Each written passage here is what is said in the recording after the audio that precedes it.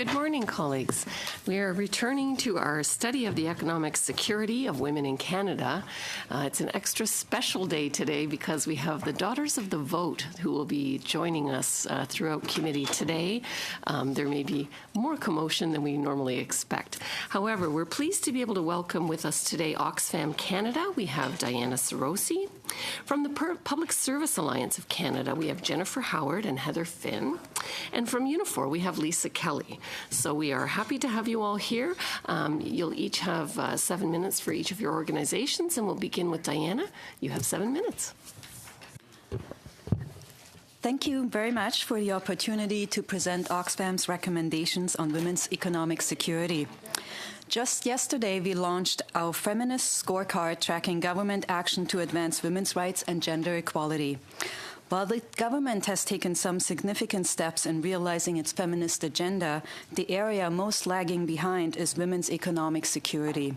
As you can see, this study is timely and important. In January, Oxfam revealed that 2 billionaires own more wealth than the bottom 30% of the Canadian population. Growing inequality undermines progress in tackling inequality and is particularly negative for women, who continue to make up the majority of the world's poor. Around the world, as in Canada, women are the lowest paid workers with minimal security and physical safety. Our current economic model relies on women's cheap labor to maximize shareholders' profits, which explains why economic growth does not necessarily reduce inequality or even provide hope of escaping poverty. While economic growth increases when men and women participate equally in the economy, growth on its own is not efficient to move the needle on gender equality. We therefore call for progress in the following 5 areas in order for growth to be truly inclusive. 1. The government should ensure workers make living wages. Women make up 60% of minimum wage earners in Canada. Women are often forced into low-paid and insecure jobs because they have less of a safety net, in part because of difficulties accessing employment insurance, and if they receive benefits, they are too low to make ends meet. But nowhere in Canada does minimum wage constitute a living wage. Without a living wage, women do not stand a chance of working their way out of poverty or achieving economic equality. Women's right to organize must be protected. Many sectors dominated by women are not unionized, which contributes to low wages. In Malawi, Oxfam worked with partners to bring together a broad coalition to raise wages for women working in the tea sector. Through collective organizing and action, the coalition was able to raise minimum wages. We are calling on the government to commit to being a living wage employer and ensure federal government contracts are only given to living wage employers. The provinces and private sector must follow suit. We also ask the government to support women's organizing here at home by increasing the budget of Status of Women of Canada to $100 million a year, and abroad by allocating $100 million a year to women's rights organizations, networks, and movements. Number 2, the government should make pay equity a priority. Women in Ontario would need to work until the age of 79 to reach the lifelong earnings of men who retire at the age of 65. That's 14 more years of work. Women are paid less than men in 469 out of 500 occupations monitored by Statistics Canada. The wage gap is even more accentuated for racialized, Indigenous, and immigrant women. Also, as women face the added challenge of moving in and out of employment to take on care responsibilities for children, elderly, and the sick, often without employment insurance, their earning potential is much reduced. Senior single women are among Canada's poorest. We are calling on the government to speed up the introduction of pay equity legislation. The government should use every tool available to ensure all provinces enact pay equity legislation. In addition, the government should lower the threshold of employment insurance and tie it to need rather than earnings, and improve the Canada Pension Plan and Guaranteed Income Supplement benefits. Number 3, the government must comprehensively address violence against women. Rates of domestic violence and sexual violence remain persistently high in Canada.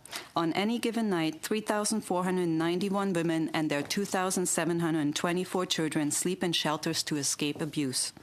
Indigenous women are 3 times more likely to be violently victimized than non-Indigenous women.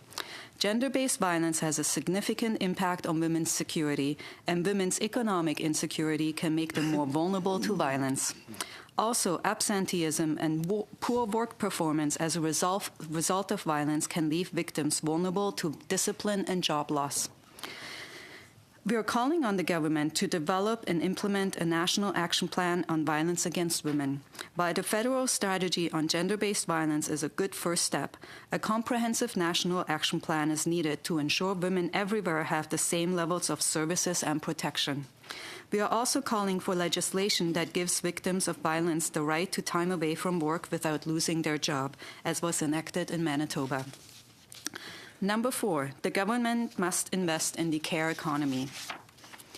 In rich and poor countries alike, the responsibility for unpaid care work falls disproportionately to women.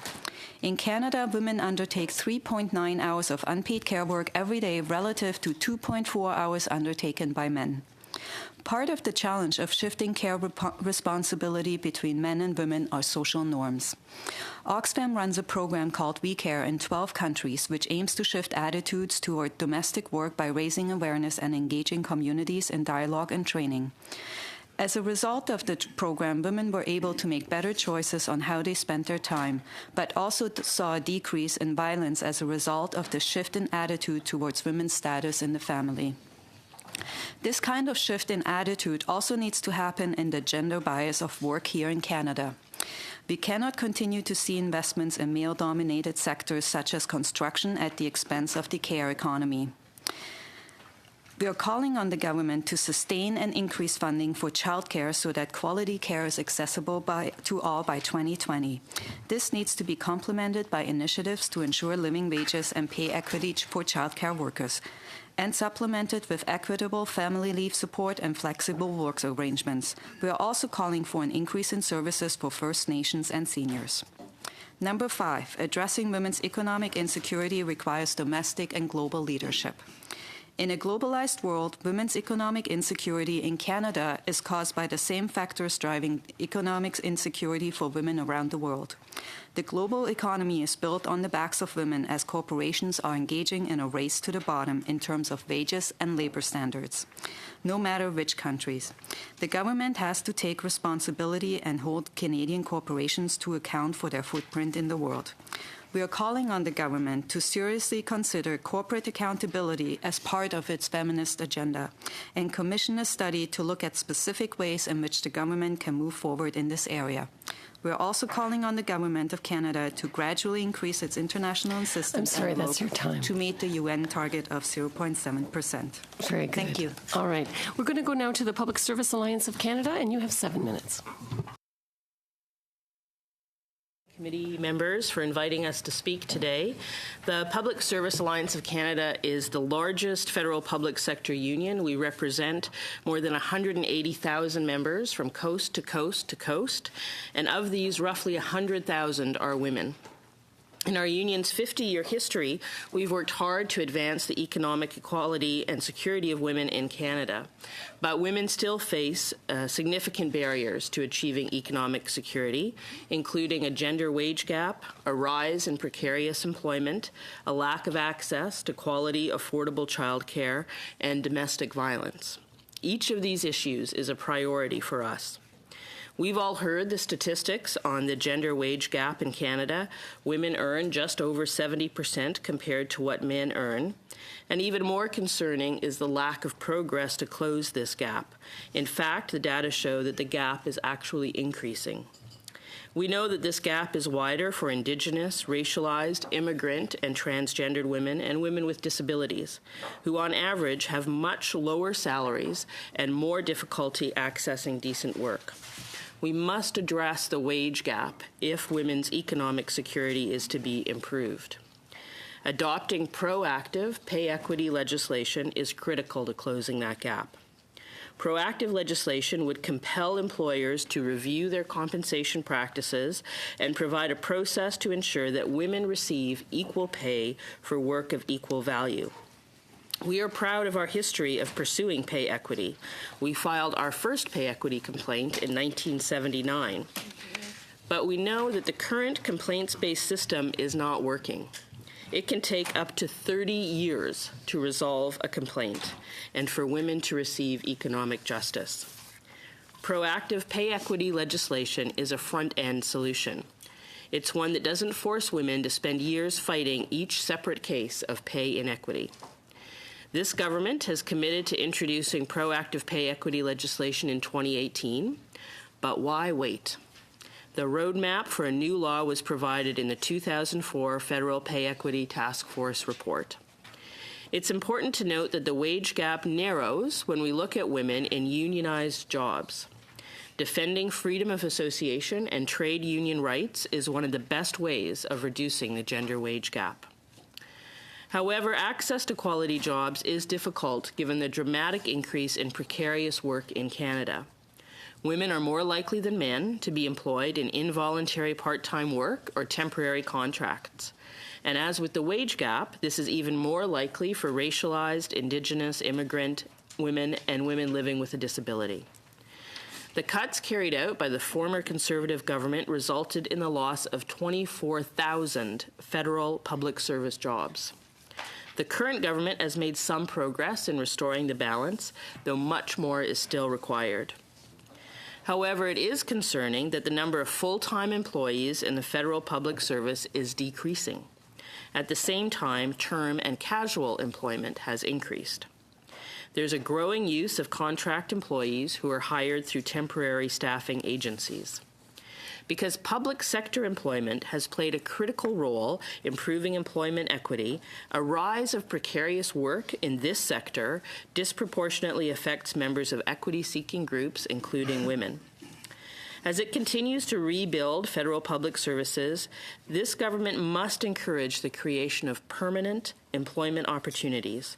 Otherwise, the trend of precarious work, which negatively impacts the economic security of women, will continue. The lack of affordable childcare is also a significant barrier to women's economic security. If, in the absence of childcare or paid parental leave, one parent must stay home to look after the children, it is almost always the lower-paid parent, because families can't forego the higher earnings. And in many families, this means that women are left out of the paid labor force. Also, while women's participation in the paid labor market has increased over time, men's participation in caregiving has not increased proportionally. Consequently, women are the ones most often left to balance paid work with parental care of their children and increasingly care of their elderly parents. This means childcare policy has a direct and disproportionate impact on women. When governments act to make childcare accessible, our participation rates in the labor force rise dramatically. This improves women's economic status and the overall economy. We need look no further than the province of Quebec for evidence of the positive impact of accessible childcare. Since 2014, the fees parents are paying to access childcare have risen an average 3 times faster than inflation. Getting childcare in Canada is almost always a matter of luck or personal wealth, and therefore out of reach for many. Inadequate government support for licensed childcare puts downward pressure on wages and benefits of childcare staff. Poor compensation, difficult working conditions are barriers to recruiting and retaining qualified childhood educators. Since most childcare employees are women, the poor compensation contributes to the overall gender wage gap. This federal government promised they would take action to develop affordable, accessible, inclusive, high-quality early learning and childcare for every child. Federal, provincial, and territorial representatives are now negotiating the framework, and it will serve as the basis for funding agreements. However, we're deeply concerned that the agreements will reinforce the status quo. Currently, parents are forced to turn to the free market for childcare services. This is the foundational cause of the current childcare crisis. We need a federal, provincial, territorial framework that will transform childcare into a publicly managed service. Finally, domestic violence has a significant impact on the economic security of women. For those enduring this violence, the effects are pervasive in every aspect of their lives. Over a third of domestic violence victims say that it affects their work performance and sometimes results in disciplinary measures taken against victims, including job loss. In order to prevent punishing women who are victims of domestic violence, it's necessary to establish workplace strategies surrounding domestic violence, such as paid leave, to help women take the necessary steps to reestablish their lives and protection at work from abusive partners. Thanks for the opportunity to speak with you today. Excellent. Thanks very much. And now we are going to go to Unifor. Lisa Kelly, you have 7 minutes. Thank you. Good morning, and thank you as well for this opportunity to speak to this very important study. Unifor is Canada's largest private sector union, or we actually often say union in the private sector. We do have a few public sector members. We have 310,000 members from coast to coast to coast across Canada, and about 100,000 of those are women. The members that we represent, including the female members, range from everything from an air traffic controller to a retail sales clerk.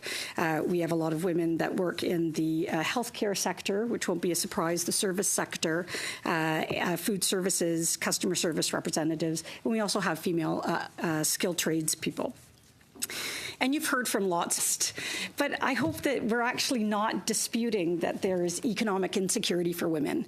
And something that I heard that really struck me recently is women aren't born vulnerable. They're made vulnerable by laws and policies. And that's what we all here can do to address the barriers that are there that are not inherent in the inequality of women themselves, but are in the system that they face. I want to focus on a couple of sets of challenges, the challenges that face working class women.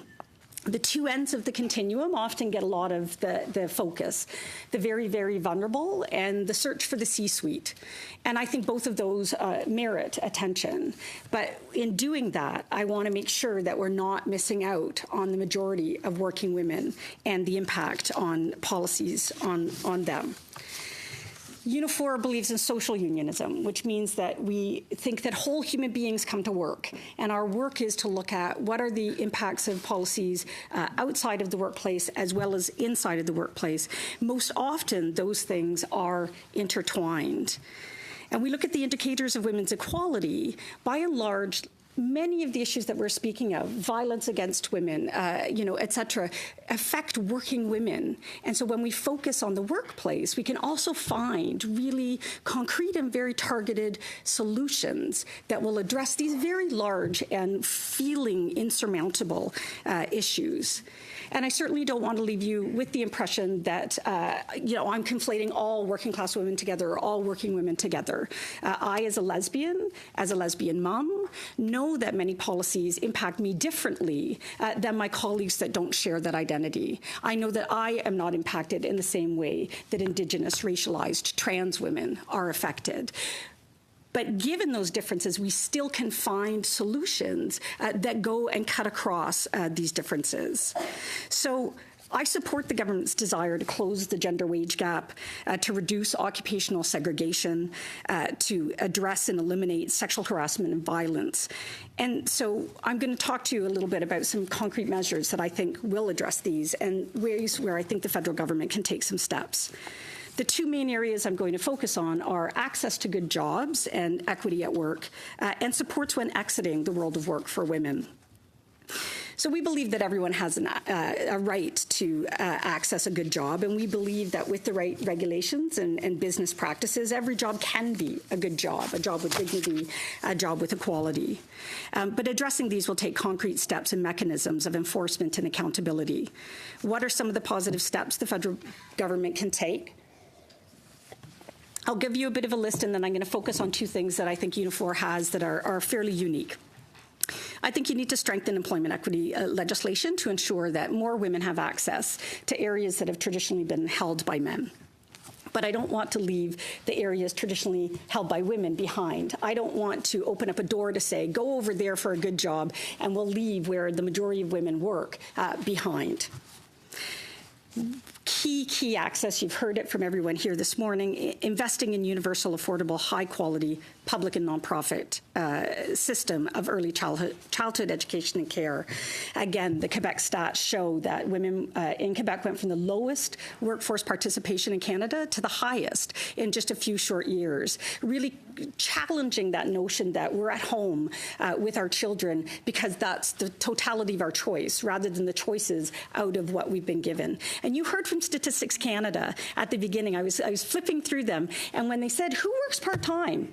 Women work part-time. Why do they work part-time? They choose that. One of the choices, 25%, was they chose it to take care of their children. And I challenge you to say, if I had an opportunity to go and not spend my entire paycheck and go and put my children into early learning and quality childcare, is that really the choice? Or is the choice an economic one, as you've heard from my colleagues? Setting a $15 an hour minimum wage, moving to a living wage, addressing sexual harassment and violence in the workplace, including addressing the power disparities that make that much more likely to happen. Dr. Kathy Welsh at the University of Toronto shows that where you've got precarious and part-time work, where you've got programs like the Temporary Foreign Worker Program, you're going to increase the existence of sexual harassment and violence in the workplace. Enacting proactive pay equity legislation, requiring pay transparency, addressing the barriers in accessing leaves such as maternity and parental leave, and finally, increasing access to unionization, because really that is a key equalizer for women and is incredibly necessary to make paper rights real. So I'm not going to go through, all of those in depth. I just want to raise two areas where I think we've got something to share. We've got a joint investigation program in our large employers, including many federal employers, into allegations of harassment. And we have found that, particularly with sexual harassment, the joint investigation program with both employer and union comes to reduce and really address sexual harassment in the workplace. The second is our Women's Advocate Program. We have 350 women's advocates across the country in many workplaces. Their main role is to assist and support women who are facing domestic violence. As you likely know, a woman is killed every 6 days in Canada by her current or former domestic partner, and those are mostly working women. So this is a program that can address risk assessment, safety planning, and also incorporates paid domestic violence leave. So joint investigation, women's advocate, paid domestic violence leave are areas that I think the federal government can move on. And I'll just leave with the CPP expansion. You've heard about women in poverty as they move into retirement. I commend the government for moving on the CPP expansion, but I really have to say the loss of the dropout ability in that expansion is really clearly discriminatory against women, and I hope that you can close that because it acts against women who have taken time out to do childcare. Very good. Thanks very much. We're happy to welcome MP Wayne Long to our committee today. And we're going to start our regular round of questioning, I believe, with Ms. Vandenbeld for 7 minutes. And thank you to all of you for coming here this morning with some very compelling presentations. My first question actually is for Ms. Howard. I was the chair of the Pay Equity Committee, and we went in great depth in terms one of our recommendations, our final recommendation was that we enact proactive pay equity legislation, recognizing pay equity as a human right that can't be bargained away, and part of that was repealing PSECA. When the Public Service Alliance testified before our committee, one of the things that we heard, and this is one of the reasons that we wanted to make sure we had the right amount of time to be able to do this, was that it is a very technical area, and that at the moment in the public service, there are areas where there is no job classification system that's been updated since before the personal computer.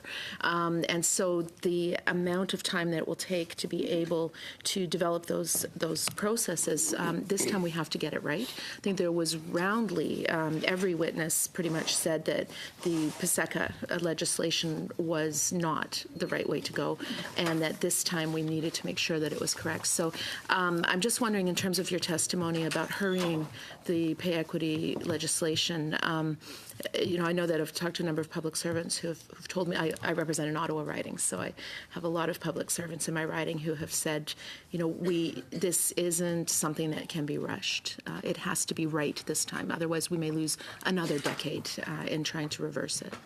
Any comment on that? Yeah, I mean, certainly you're right that we want to see the repeal of the previous legislation, PSECA.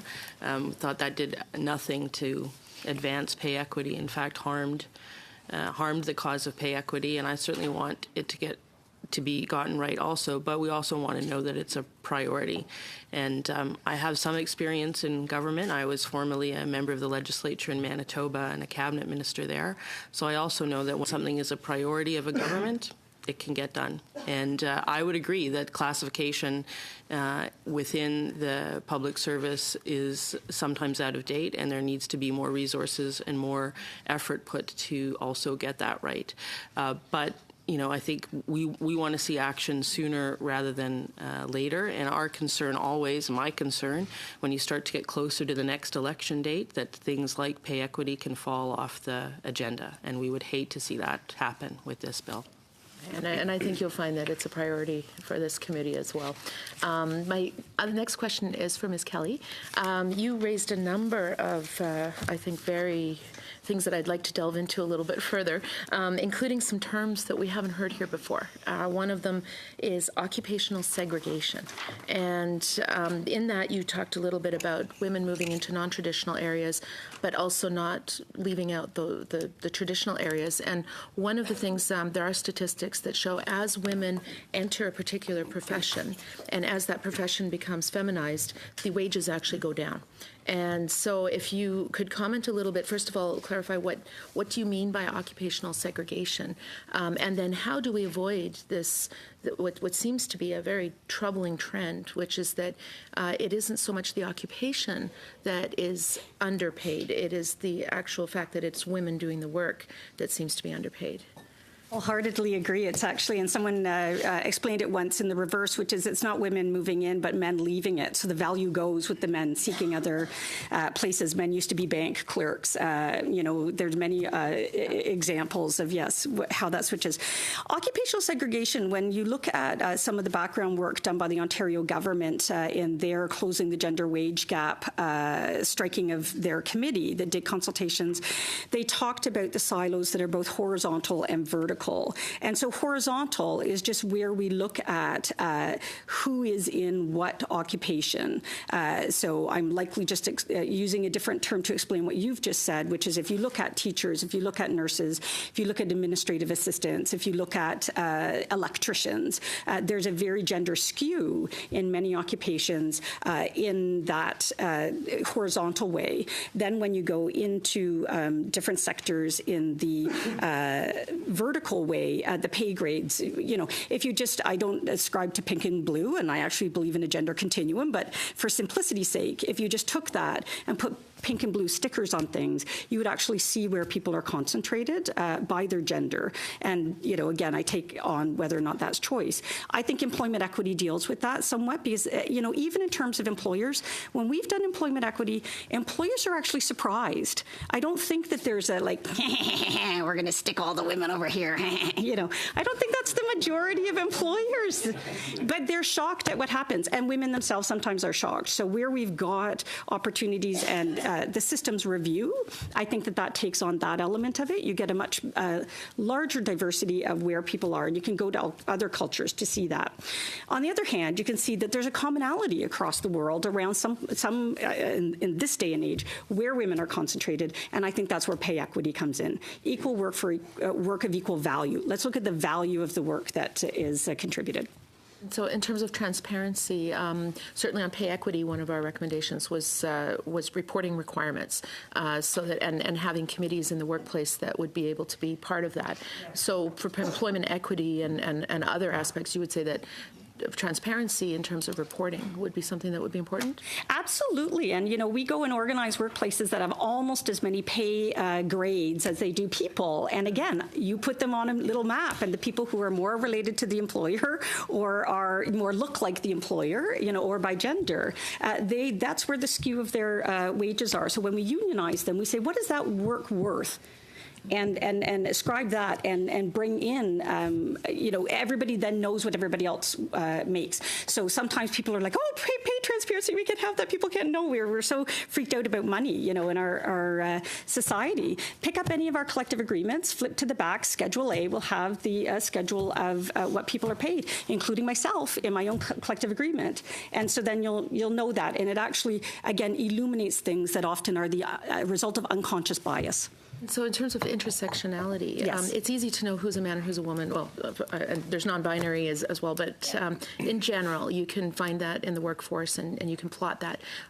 It's much more difficult to start asking people about other gender identities, about other, and then actually having a transparent reporting process around that. Do you think Hold it's doable? that thought. Do you think, You're go out ahead. of time. We're going now to my colleague, Ms. Vecchio, for 7 minutes. Jennifer, I want to start with you. You mentioned about the lower paid parent as the one that usually stays home. The fact that I, a mother of 5, chose to stay home, what kind of stats do you have that shows the difference between when people choose to stay home because they were lower paid, or the fact you're putting in this idea that because they're lower paid, they chose to stay home? How about the fact they just wanted to be a mom? So do you have stats on that? I don't have stats with me on that. I completely respect that some women make those choices. My wife and I have 2 children. My wife decided to stay home for an extra 6 months. We were economically privileged for her to be able to do that. We could live on my salary. Many families don't have that privilege. So I respect that choice, but I know that for many, many women, when the choice is paying $1,500 a month to put their kid in childcare, and they make the less money in the household, they stay home. That means that Thank you. pensions are lower. Yeah, That no, means thank you very much. I hear what you're saying, but I think a lot of times we're having these conversations, and we have to recognize that some women just want to be moms and stay home. Earlier today, I came from an event that was at 7:30, where they were talking about the unpaid work of parents worrying. Now, I don't recall, I worry about everything, so I probably am going to be a billionaire by now, but let's be honest, how do we put a dollar value on worrying? And this is to the point that we're going. We're going to all of this unpaid care work. I stayed home to take care of my mother after she had a triple bypass. I was the breadwinner in my family, but I chose to stay home because of the fact that I knew, personally, because I know these things, that I could take care of her and that she wanted me there to care for her, because having my brother having to do some of the care things that he would have had to do would have been very inappropriate and very difficult for them.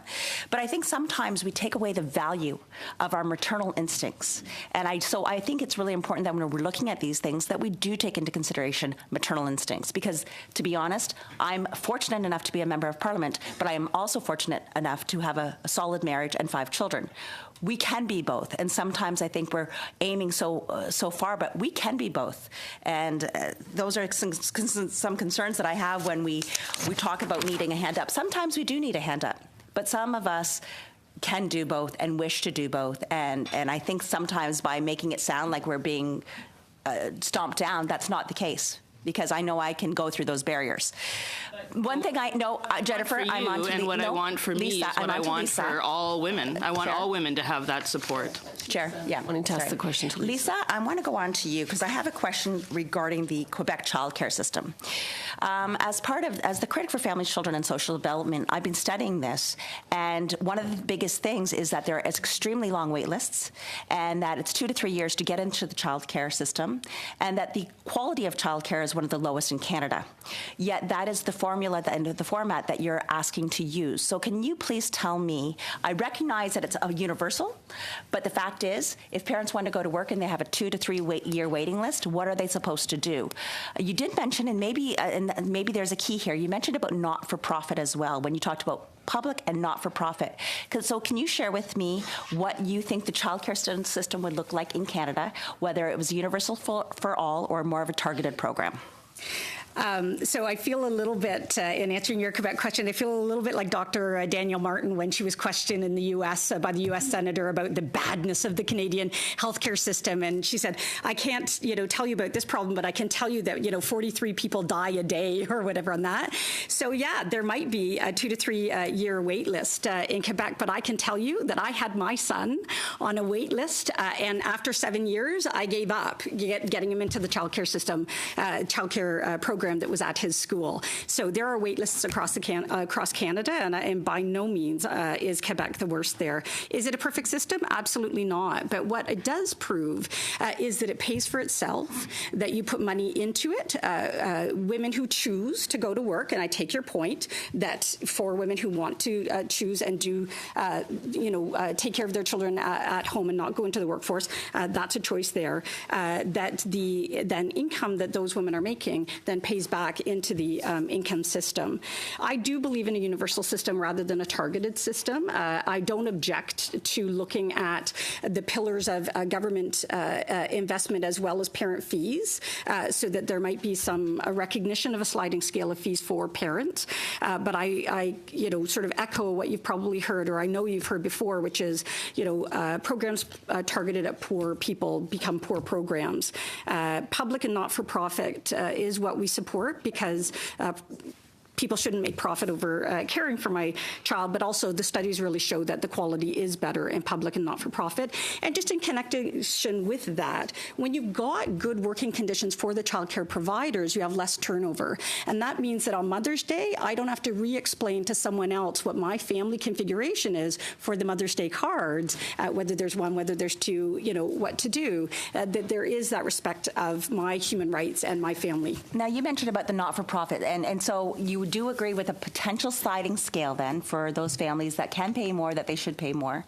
But where would the intervention with the not-for-profit, you have mentioned just that, so I'm just trying to say, what is that you see it looking like? So I think that if you look at the Canadian Association, the Ontario Coalition for Better Childcare, they've got, some materials on that, as well as the Canadian Coalition for the CCAAC. There are certainly some things that I can forward to you on that. I think ideally it would be a wholly public system, but I think we've got to work our way there. What it is clear is we don't support a for-profit childcare system. Okay, awesome. Do I have a few more minutes? Okay, 5 more seconds? 25. Okay, and Jennifer, back to you. When you're looking at the women in your sector, or in your unions, how many would make up some of the STEM fields? Would you say there's 10, 15, 20%, 50% that are part of the STEM fields? So our union doesn't represent a lot of the women that work in that field. That would be PIPS that would likely represent them, so it's probably a better question directed to that union. All right. And now we go to my colleague, Ms. Malcolmson, for 7 minutes. Chair. Thank you to the panel. I'm going to start with a question to Oxfam. First of all, just thanking you so much for bringing Oxfam's international reputation focused on a domestic campaign for Canada. It's a very good reality check for us that there's a lot of work to do right here on the ground. Your feminist scorecard was just released yesterday, and in it, Oxfam called out the Trudeau government, saying that the government has disappointingly taken very few steps to ensure women's work is fairly paid and equal valued. And then I've also got your report from October, shortchanged, which is titled Make Work Paid, Equal and Valued for Women. And that was a call from Oxfam to implement pay equity legislation, which this Canadian government committed to do, 40 years ago, and still hasn't happened. So can you tell me, are there any real barriers to the federal government implementing pay equity legislation immediately? And have you heard any good rationale for waiting till 2018? No, we have not heard what the real barriers are. I mean, Anita has pointed some of those out just earlier, and we definitely agree that we want a good system rather than a rushed system. But there are models out there that can be looked at and studied. In fact, the Quebec model is hailed as one of the most progressive in the world, but there's also opportunities to look at the models, for example, in Sweden and Germany. And this is something that we continue to speak out about is don't just look within, look outside the country. There are so many examples of pay equity models, gender budgeting models that we can learn from and can really help us speed up the process. Many countries have been very progressive in this area. We know this is complicated, but learning and lessons learned is out there, and we should take full opportunity of that. Thank you. I'm reminded that at the committee last year that there weren't any witnesses that asked for a delay along the lines that the government's now proposing. So we're going to keep pushing. Moving to either Jennifer Howard or Lisa Kelly, would love to hear from either of you on this. We've been hearing a lot about the changes to pensions introduced by the government under Bill C-27, which threaten the defined benefits pensions that many retired women depend on for income. And we've been hearing a lot from constituents in my riding, in Nanaimo Ladysmith, which have a lot people more in the elderly and retired bracket, hearing that women especially have higher representation in defined benefits programs. And when they don't do well, then that's especially what drops retired and elderly women into poverty. So we've just recently, just this week, got copies of letters from Canadian Labour Congress and from United Steelworkers asking the Finance Minister, Bill Morneau, to withdraw Bill C-27 and to protect defined benefits. Can you explain for the record why those changes are so harmful for women in particular, especially elderly women without other sources of income, and what you would recommend that the government do to protect to protect the pensions for those women? Well, we are also opposed to Bill C-27. I think it opens the door to an attack on defined benefit pension plans by opening the door to the target benefit plan. We know for our members, the average salary for our members is about $45,000 a year. These are middle-class folks. And when they retire, they have access to a good pension that is deferred wages, a pension they pay into all their working life. And if we have seen a decrease in poverty among senior women, good pensions is one of the biggest causes of that, and being in the labor force, either their own pensions or having access to survivor pensions, which is also key for women who tend to live longer than men.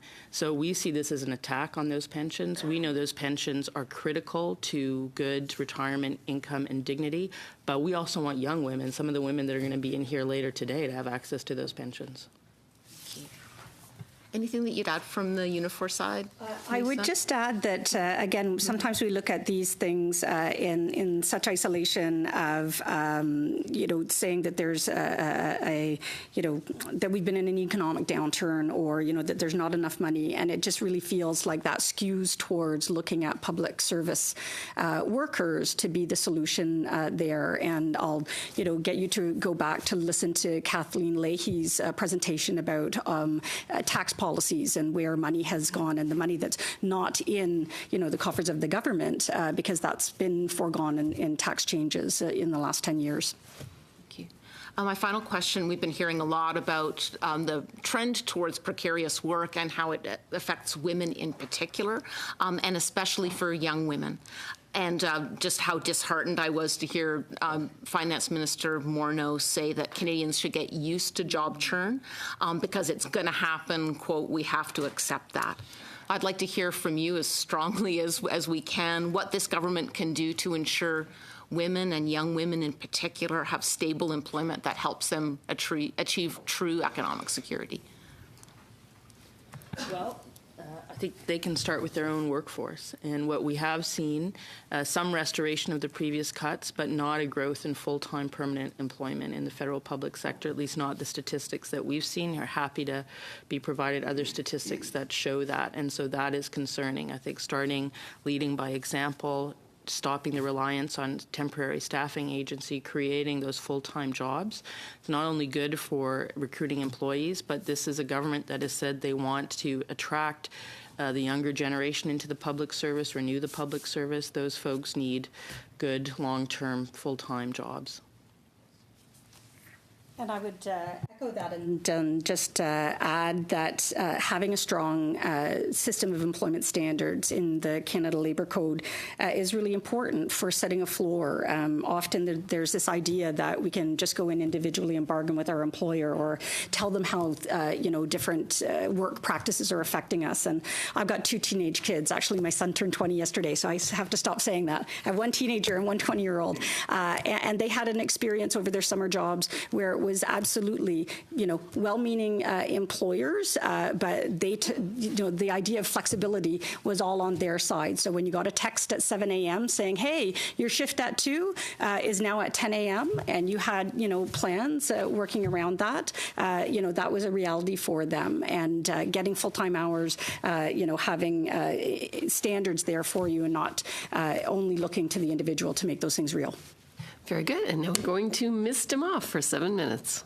Thank you. Thank you all for being here and for your presentations. In terms of global examples, I wonder if you could perhaps, if you have any, give some examples of countries where there are policies that are working well. I believe the UK has daycare that's available for their citizens, but certain examples that we could perhaps implement here, so best practices that you may have seen from other countries. If you don't have any, that's fine, but I just wondered if any of you do have any. So specifically for childcare? For gender equity. In general. Well, we always point to the Nordic countries, right? Sweden, Finland, Denmark as examples. I'm not sure about the UK system, but yeah, I would definitely look at those countries. And in the Nordic countries, one of the things that the federal government is considering, I understand, is I think what got labeled paternity leave, which I would say second parent leave, although I don't want to leave out the gender component of that. It really is about giving targeted use it or lose it leave to the second parent, which overwhelmingly is a man, to disrupt this notion of what women's work is, the connection with their children, the role modeling with their children. And my understanding is that in Quebec, where that they do have that 5 years later, men that have taken that leave are more likely to do more domestic work. And in Sweden, there's actually a lower rate of divorce after men have taken that. You've walked a mile in my shoes. You actually understand a day at the beach with the baby is a day with the baby. And I love my children. And I was really happy to be supported to stay home with my children for an extended period of time before coming back to work compared to, my U.S. counterpart. But boy, it's when you get that other person stepping in and knowing that they can contribute to that care that you get a shift in gender roles. And I think that's really important. I just want to add, one of the challenges here in Canada is that it is a federal system and a lot of things lie within provincial jurisdiction. So in that case, I would also encourage you to look at Germany, which is also a federal system where jurisdictions are split like that. Lisa, I had a question for you about leave for women who are being abused. Some of my friends from Unifor in Oakville have talked to me about that, where, and it's predominantly within union contracts where it's being negotiated that women can take 10 days to just deal with life should they have to leave an abusive spouse. Can you speak to that at all? Actually, about 2 weeks ago, we just bargained 4 weeks paid leave with one of our employers for someone coming forward living with abuse. Often it comes, it's sort of, there's 3 components to it. We've got a women's advocate, the paid domestic violence leave, and we've got a protection against discipline, because often it comes up when there's absentee issues, when there's, other disciplinary issues, because there's an impact in the workplace. And then a woman, and sometimes a man, plan will come forward to talk about their home life and get support that way. So we've negotiated it. It's not, taken up in a big number. So, Australia actually did another study on how much it costs in their system, and it's only taken on average 2 days. But it does allow for women to go to court. It allows for women that are in shelters, to get their lives together that way. And it means a connection to the workplace continues. So there was a study that showed that one of the number one indicators of, safety is economic security. So those things are really connected. And 8.5% of women have lost a job due to domestic violence. That was the Pan-Canadian study that the University of Western Ontario and CLC did. So it's something that you can legislate. Manitoba's done it. Ontario has a private member's bill. BC has a private member's bill. And I think that was considered by the federal government in the flex time consultation. It's not something that would put a big burden on employers. It signals, really importantly, that women are supported in the workplace, and it addresses something that can be quite devastating to women's lives, including their working lives. And I've heard from women's groups as well in my writing about the need for it. So it seems like it's something that would be useful outside of just if you have the benefit of a union contract that can negotiate for you. So absolutely, and just statistically, only 18% of private sector people are unionized. So that leaves 82% of people uncovered by things that we can negotiate in our collective agreements. So I wholeheartedly, support putting that into basic employment standards across the country. I want to talk a little bit more about universal child care. And we've talked about it from the perspective of, if women, I worked when my child was young, and it was tough. It was a big part of the decision to only have one child, because the cost at the time, I only had 3 months away from work, and so having a baby in childcare was going to cost over $2,000 a month. So, but one of the things we don't talk a lot about is the economic benefit to employers for having that, because a lot of women are forced to take time off work to deal with if their child is sick, or that if they're for example using a babysitter as childcare because it's cheaper, and then the babysitter's sick or something happens. Can you maybe talk about the economic benefits to the employer for universal childcare? And I'll just be quick because I sort of feel like now I'm hogging it. There's actually a Manitoba study that, because there was this sense of it's an economic benefit for women to provide childcare in their homes. You want to take care of your own kids, and you can take in a couple of other kids. And what they showed is there's a real churn there, that as soon as your children become school-aged and need less care, you get out of that childcare business. So for the children that are in that home childcare, you do have that churning. 4 out of 5 kids are in unlicensed childcare right now. So absolutely having a solid, reliable childcare helps. And I know, again, from my own experience, I had a fantastic childcare system that when I was peeling my toddler off of my leg and they were crying, I knew that was a momentary thing, because they were going into a place where they weren't being abused, people were getting their breaks, there's lots of checks and balances, it's licensed. So me being able to go and have my whole self at work and my children actually learning there, I think is that positive impact on employers in my presence there, and then my children eventually becoming workers.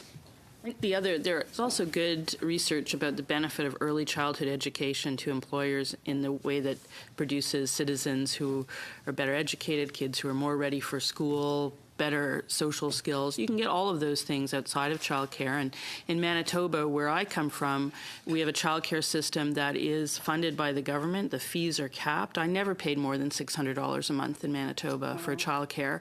And it's also open to parents who stay at home. So if you're a stay-at-home mom or dad, you can also bring your kid to nursery school a few times a week or once a week when you need a break, or you want that child to have interaction with other kids. Manitoba is not a wealthy province. But we decided that children were worth that investment. And the federal government has tremendous power to work with provinces so that all provinces can have those high-quality childcare systems. There are long wait lists. That is a problem of access, absolutely. But that can be addressed with investment. Excellent. Now we're going to round 2 of questions, and we'll have Ms. Harder for 5 minutes. Thank you very much. And thank you to each of you for taking the time to be with us this morning. I know that you're taking time out of your personal schedule, so we appreciate that. My first question, I guess I'll direct to Lisa. Now, there was a special committee that was put together to study, pay equity and where things are at in Canada right now. And so that study went on over the last year, and then it was put on hold. And it sits now, and there's no report that's been produced or tabled in the House of Commons. In your estimation, is this a report that should be expedited and brought to the public's attention? I think you've got a great study from 2004. I don't think that we need to keep going back and reinventing the wheel. I think almost all of those recommendations and situations are still accurate.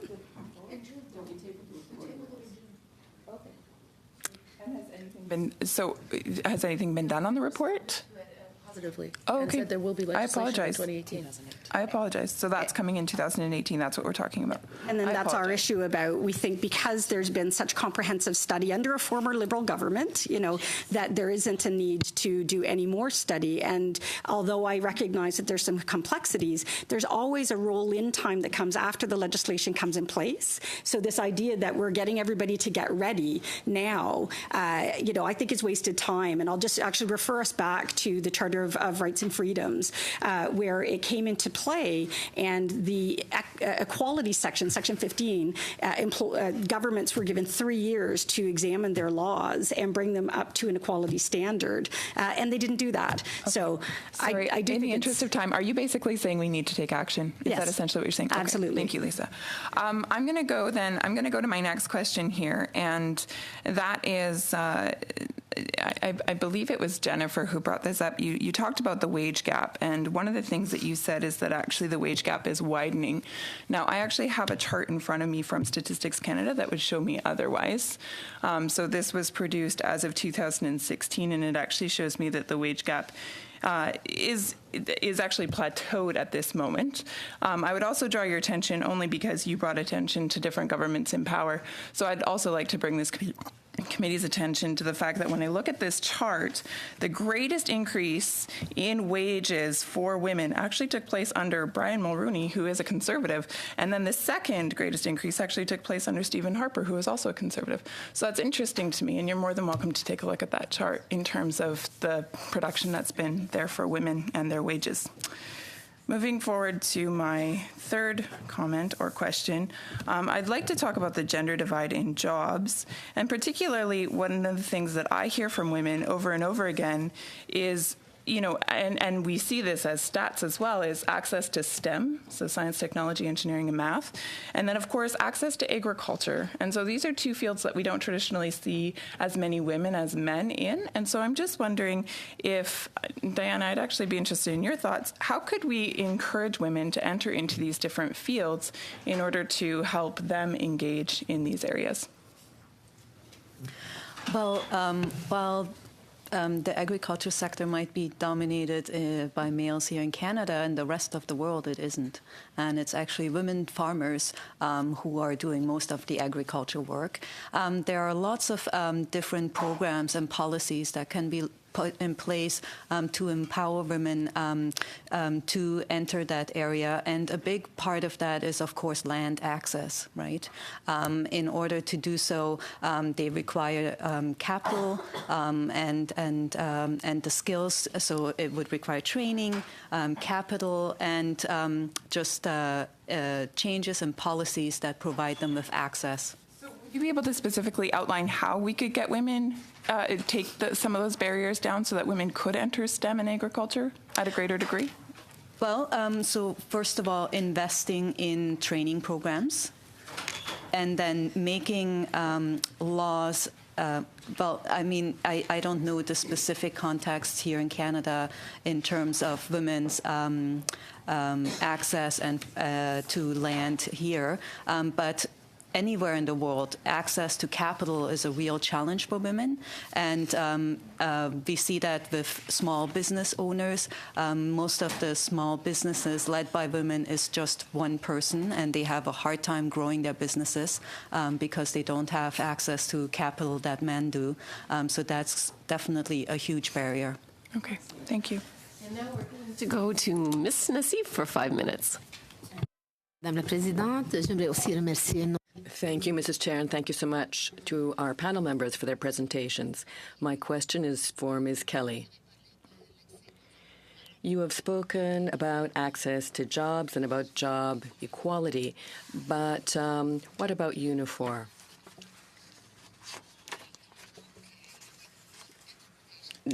Okay, I can address it in English if you want. Okay. Donc, Unifor.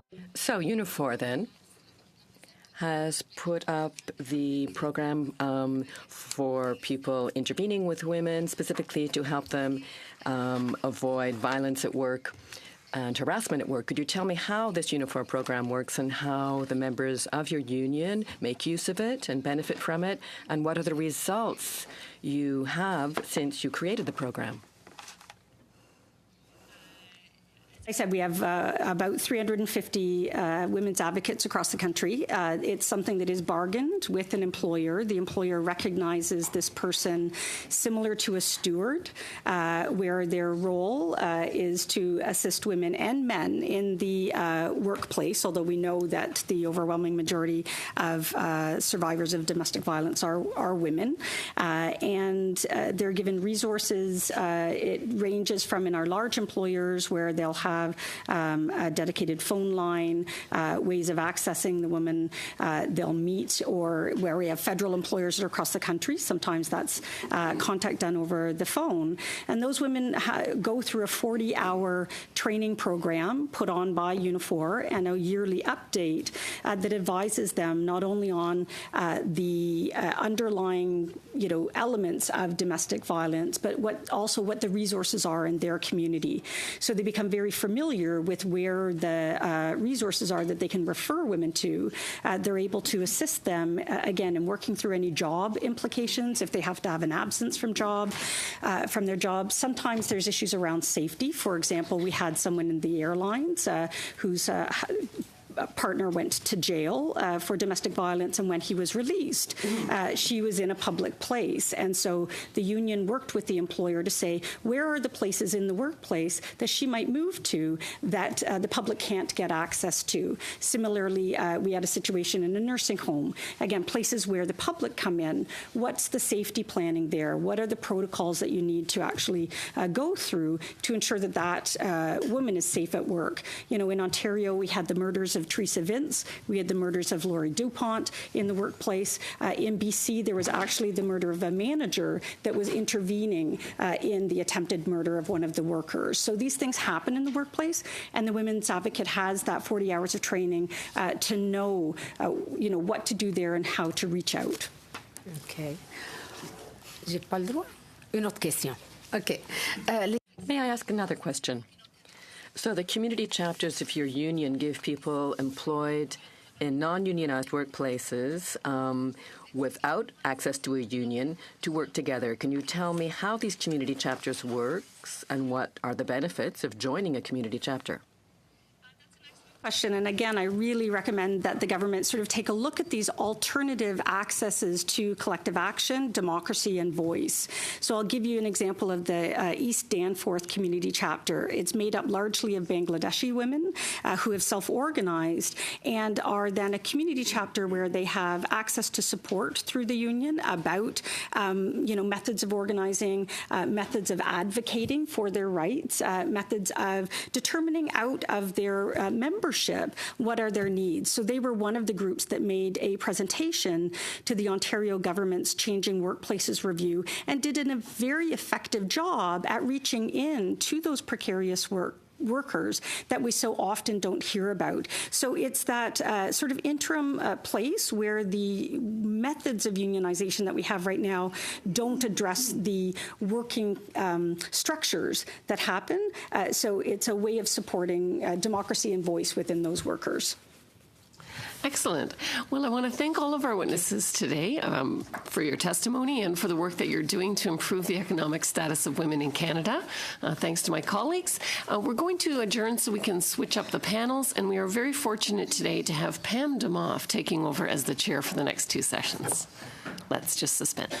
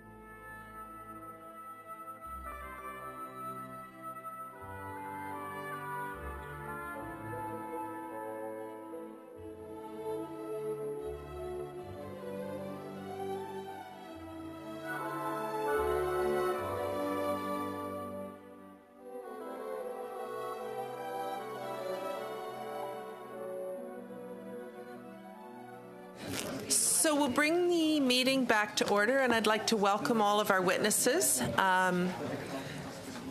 And we will start with the Canadian Centre for Policy Alternatives. And you have 7 minutes. Oh, there you are.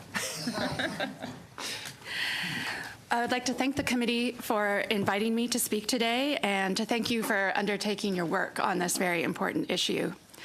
My name is Kate McInturf, and I'm a senior researcher at the Canadian Centre for Policy Alternatives. By now, the committee will have heard a number of recommendations about what they should do. I would like to take a moment to talk about the cost of not doing anything. In spite of equal levels of education, there is still a gap of 7% in men's and women's employment rates. The OECD projects that that gap is costing our economy $8.7 billion with a B dollars annually. The women who are employed are twice as likely as men to work part-time. And last year, more than 700,000 women in Canada were working part-time for involuntary reasons. 275,000 of those women cited the lack of childcare as the reason why. If those women who were working part-time involuntarily were working full-time, they would have brought home an additional $20.6 billion in wages last year. Women across employment sectors, at every age and education level, are paid less than men. If only the women who worked full-time last year earned the same hourly wage that their full-time male counterparts earned, they would have taken home an additional $42 billion. That is the cost of doing nothing. If we want to do something, then we need to address some of the root causes of women's economic inequality. And those are unpaid work, occupational segregation, and violence. First, unpaid work. Women in Canada continue to spend more time than men on unpaid care work. As long as there are only 24 hours in the day, that unpaid care work will put an absolute limit on the number of hours of paid employment that women can take. And more to the point, it also limits the kind of paid work that women can do. Thus, we see the concentration of women in occupations with hours that accommodate their unpaid work, occupations like nursing, teaching, and retail. We also see the overrepresentation of women in part-time work. Occupational segregation. Men and women in Canada tend to work in different occupations. More than 1 out of every 5 women working today works in health and social services. Now, that in itself should not lead to a gap in pay or employment, not if we valued the work of women equally. However, we do not. The occupations in which women are most likely to work in Canada include some of the lowest paying jobs. For example, the median employment income of an early childhood educator or a home care worker fall below the poverty line. Increasing the representation of women in predominantly male employment sectors may pay off for women in the longer term. However, the rate of change is very slow. For example, while the federal government has invested nearly $5 million over the past 5 years in programs to increase women's participation in the mining, oil, and gas sectors, the share of women working in that sector has remained unchanged at 19%. The wage gap in the oil and gas sector for full-time workers remains one of the largest of any occupation, with women earning 64% of what their male counterparts earn. And again, that's working full-time. Further, unfortunately, we also see that where we are successful in moving more women into traditionally male fields, the value placed on that work diminishes. So there's been some very good research in the United States that's come out in the last year, which has shown that as the share of female employees increases in an occupation, wages stagnate or decrease. 3, violence against women is an economic issue. Although women from every income level experience gender-based violence, it is clear that violence against women is exacerbated by economic insecurity and is itself a cause of economic insecurity.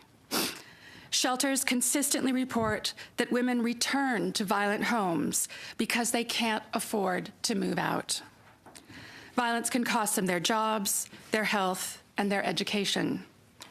And Justice Canada estimates that violence against women costs our economy more than $12 billion each year. Here are 4 things that the federal government can do this year to make a difference to women's economic security. First, invest in a publicly managed system of high-quality, universal childcare. The result, more women will be able to move back into paid work. Part-time workers who want to work full-time will have access to that work. And single mothers will not continue to face one of the highest poverty rates of any group of women in Canada. 2, invest in the sectors where women work. Investments in infrastructure are important and necessary, but women continue to make up only a fraction of the workers in the fields where jobs will be created. If we invest equally in the sectors where women are likely to work, we will see higher employment levels, not only for women, but overall, and a diversified and thus more stable economy. 3, table proactive pay equity legislation today. Result, greater economic security for women, economic growth that lessens inequality rather than contributing to it, and increased government revenues. 4, implement a national action plan to end violence against women. The result, women will be safer both in their homes and their workplaces, and survivors of violence will be adequately supported. Thank you.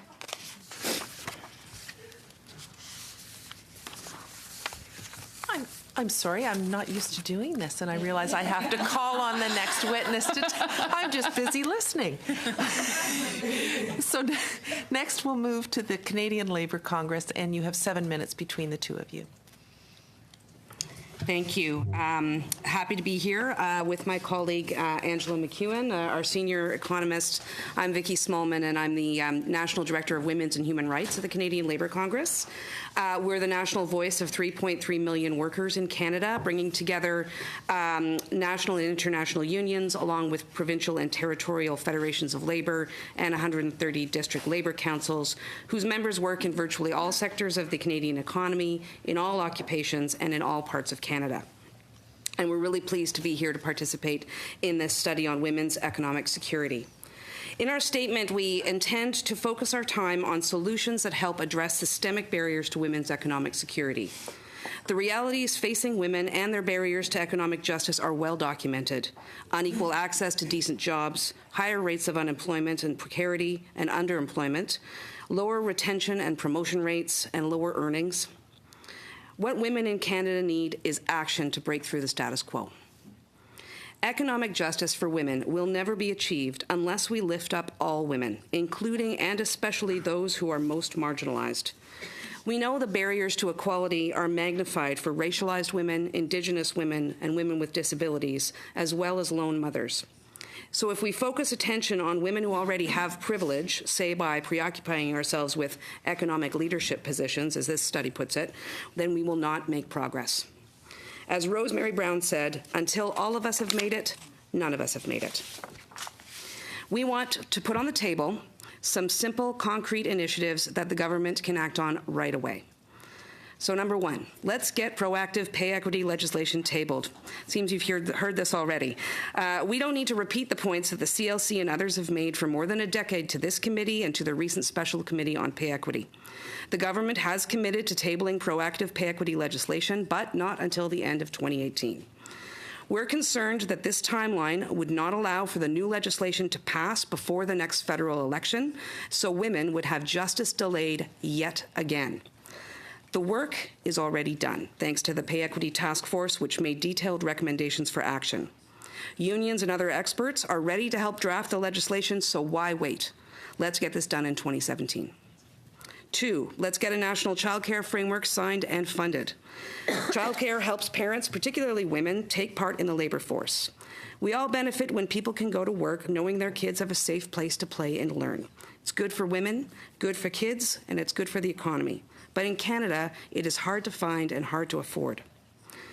The Advisory Council on Economic Growth recently noted that the wide availability of affordable childcare has made Quebec a national leader in women's labor force participation. We know that negotiations toward a new framework for early learning and childcare are underway, and that's great. But we need that deal, and we need funding to provinces and territories to ensure all Canadian families can access quality, affordable childcare. Let's get this done in 2017. 3, let's get paid domestic violence leave into the Labor Code. Domestic violence does not stay at home. It follows people to work, putting jobs and safety at risk. Our recent study revealed that 1 in 3 workers in Canada has experienced domestic violence in their lifetime, and more than half say they experienced the violence at or near their workplace. Paid domestic violence leave can help keep victims safe. It means being able to take the time that you need to deal with police or lawyers, get new bank accounts, find a new place to live, without worrying about losing your job. Manitoba's government recently passed a law giving all workers the right to 5 paid days of domestic violence leave, the first of its kind in Canada. Now we need the federal government to do the same with the Federal Labor Code. Let's get this done in 2017. Thank you. Let's help precarious workers. The most important thing that governments can do for precarious workers is to provide high-quality universal public services, such as healthcare and childcare. Almost as important, though, is effective employment standards legislation and proactive enforcement of those standards. It's true that the federal government can only legislate the employment standards for less than 10% of the workforce. However, it's not true that all federally regulated jobs are already decent jobs. There are many low-wage jobs in banking, telecommunications, airports, and airlines, for example.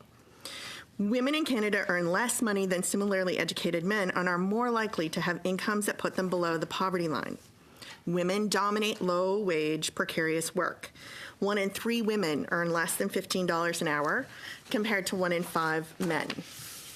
We think that federal leadership in setting a $15 minimum wage and establishing a proactive employment standards enforcement team would not only help low-wage workers employed in the federally regulated sector, but would provide important leadership for the provinces. Finally, let's improve access to employment insurance and make sure that EI redresses labor market inequalities. There are 3 elements to improving women's economic security through employment insurance. Recent research shows that Quebec's parental and maternity leave does a better job at reaching low-income families than does the program that's available in the rest of Canada.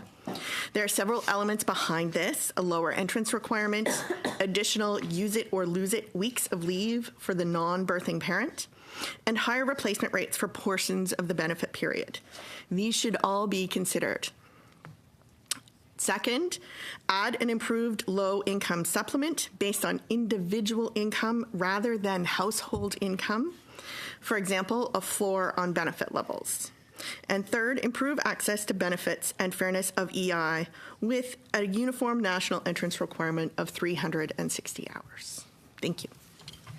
So in conclusion, we just have to say, why wait? Why wait? In 2017, we call on our government to act to put women in Canada on a path towards economic justice. Thanks. Thank you very much, and well within the time frame. Next, we're going to go to Canada Without Poverty. Thank you for being here, and again, you have 7 minutes between the two of you. Thank you, and thanks everyone. Good morning. My name is Megan Hoft, and I'm the Deputy Director of Canada Without Poverty. I'm joined by my colleague Michelle Biss, who's our Legal Education and Outreach Coordinator. We're pleased to make this submission on 3 critical factors we believe are impacting women's socioeconomic security: poverty, the need for the full implementation of human rights, and government accountability. For those of you who are not familiar with Canada Without Poverty, we're a federally incorporated charitable organization dedicated to the elimination of poverty in Canada. Since our inception in 1971 as the National Anti-Poverty Organization, we have been governed by people with direct, lived experience of poverty, and this experience informs all aspects of our work. The discussion of barriers to women's economic security in Canada comes at an opportune time. Tomorrow is International Women's Day, and around the world, the women's movement is perhaps the most energized it's been in some time. In the Canadian context, it seems as though we're ready to take steps in the right direction towards gender equality. Our Prime Minister has called himself a feminist. In an August 2016 letter to the One campaign, he acknowledged that poverty is sexist and that nowhere in the world do women have as many opportunities as men. As members of a national anti-poverty organization, we applaud such public statements, and we believe our government leaders must also recognize that poverty within Canada is similar to poverty in developed countries to some extent. Poverty is sexist here at home. Women in Canada experience significant levels of poverty, inadequate housing, homelessness, and hunger that are disproportionate to the country's economic wealth. Lone parent mothers enter shelters at twice the rate of two-parent families. It is estimated that 4 out of 5 women in prison are there for poverty-related crimes. Social assistance rates are so woefully inadequate that only in Newfoundland and Labrador can a lone parent receive support which brings them above the poverty line. Statistics are particularly striking when looking at women who are members of marginalized groups. For example, 36% of First Nations women living off reserve experience poverty. Poverty rates are also higher among elderly women, who make up 73% of all poor seniors living alone. Canada's reputation as a leader in women's rights is disconnected from the reality on the ground.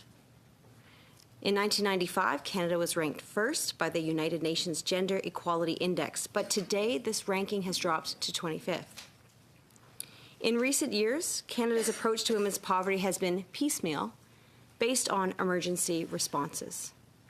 From food banks to inadequate shelter spaces, to pockets of money for childcare, such patchwork programs represent Band-Aid solutions, and they're not tackling systemic causes.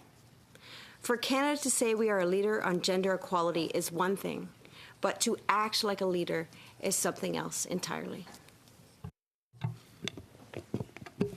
The world is looking to Canada to be a leader, and this government has an opportunity to break the barriers that stand in the way of women's economic empowerment. Canada has a shared responsibility to the Sustainable Development Goals, in particular Goals 1, to end poverty, and Goal 5, for gender equality, as well as our international human rights obligations. In October 2016, the United Nations CEDAW Committee reviewed Canada's compliance with women's economic and social rights. The committee issued Canada a number of concrete recommendations, many of which have been reflected on this panel today, that speak directly to the barriers that women face to economic security. In particular, I'd like to draw your attention to the recommendations that Canada, 1, ensure that the Canadian Poverty Reduction Strategy and National Housing Strategy protect the rights of all women by integrating a human rights and gendered approach. 2, that Canada increase the amounts of transfer payments to provinces and territories, earmark sufficient funds specifically for social assistance, and set conditions on those payments based in human rights. And 3, that we intensify our efforts to provide sufficient numbers of affordable child care facilities and affordable and adequate housing options. And this is not the first time that we've heard these recommendations from a United Nations body. In fact, these points were articulated recently at the Committee on Economic, Social, and Cultural Rights in February of 2016. It's time to recognize that women are rights bearers, and the responsibility to address poverty stems from our obligations under international human rights law, something that must be reflected directly within our laws, policies, and programs. Good laws and policies are a start, but it's crucial that they be framed in international human rights. we're very much encouraged that Canada is already taking steps towards some of these important recommendations by the CEDAW and other United Nations committees. In particular, Minister Duclos' commitment to the creation of a national housing strategy and Canadian poverty reduction strategy. Further to these initiatives, as well as other initiatives by the federal government, including the gender budgeting aspect that we're anticipating for Budget 2017, we further recommend that this committee submit that the Government of Canada, 1, implement a review mechanism to assess, through a rights-based and gendered lens, all national laws, policies, and programs that serve to support women's socioeconomic rights in light of the Sustainable Development Goals and international human rights obligations.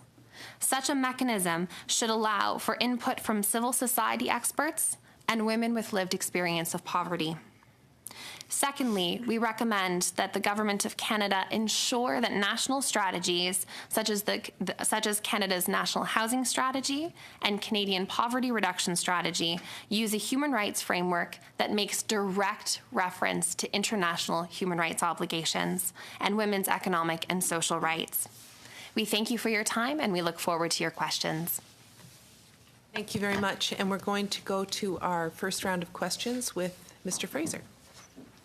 Excellent. Thank you very much for being here. I have about 6 days worth of questions, so I will jump right in. Ms. McInturf, I'll begin with you.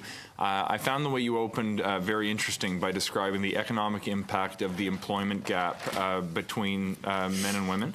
One of the things that I foresee as being a problem that when we try to correct this social issue is that there are a limited number of full-time positions in Canada generally, and that if we have a lot of women who are currently working part-time for one of many reasons that want to work full-time, there may not be opportunities for everybody that wants to. You mentioned that one of the things we can do is to invest where women work to help create those opportunities. I was hoping you could be a little more specific and say what kind of investments in which industries would make the biggest difference. Thank you. Absolutely. First, I would say that while I agree there aren't just a sort of endless supply of full-time jobs out there, nonetheless, we've seen the government make investments to produce jobs, for example, in the sectors that will benefit from infrastructure spending. And I think that what we need to see is working with provinces, greater investments in health and social services. So, for example, I welcome the $3 billion investment in home care, but I would say as a caveat to that, we need to think about the fact that home care workers, their median wages right now fall below the poverty line. So we need to think about both investing in a sector like home care, but also ensuring that that investment and those jobs come with a living wage. The other thing I would point out is that more than a third of the women who work part-time involuntarily do so for reasons of childcare. And so I think that investments in childcare will actually free those women up. They're not saying, you know, when the labor force surveys people working part-time and they say, why are you doing that?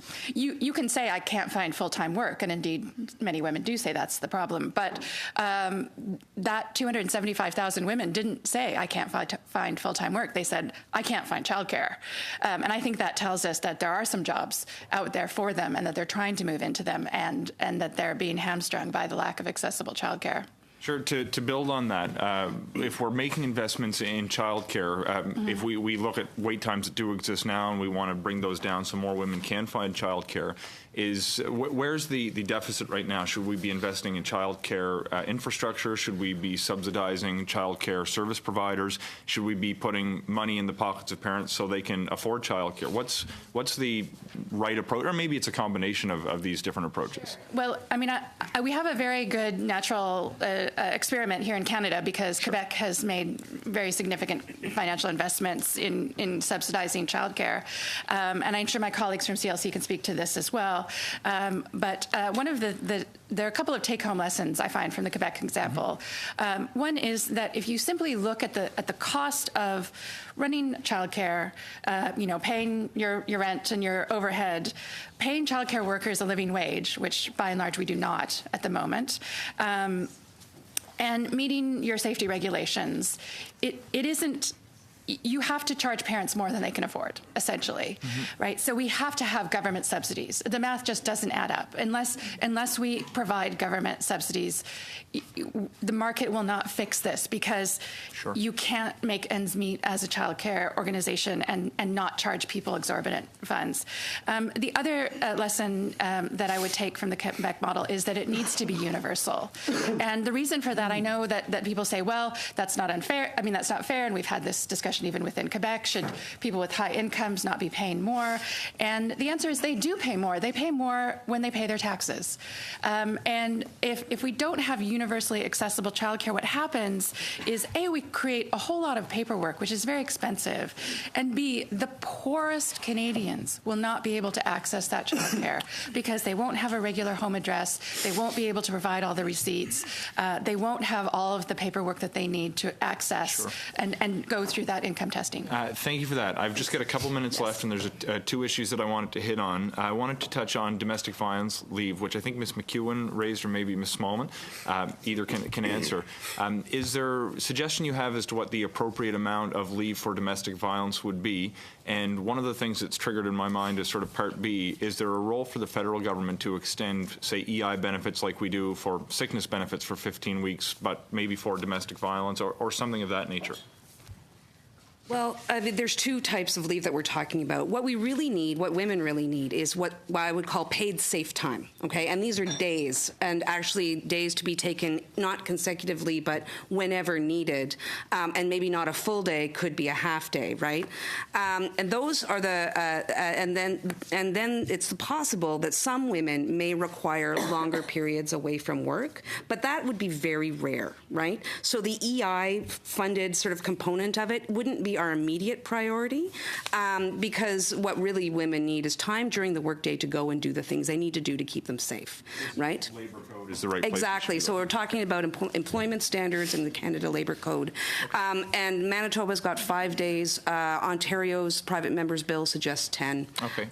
Let's start there. Okay.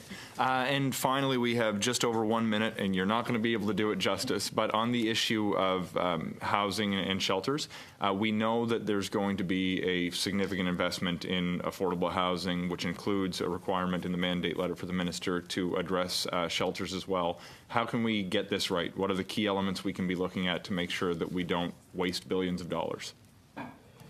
Well, essentially, one of the things that we were saying first and foremost is the human rights framework, and part of that is going to be the accountability mechanisms, the ability for people to access the money, so it's going to require dedicated resources.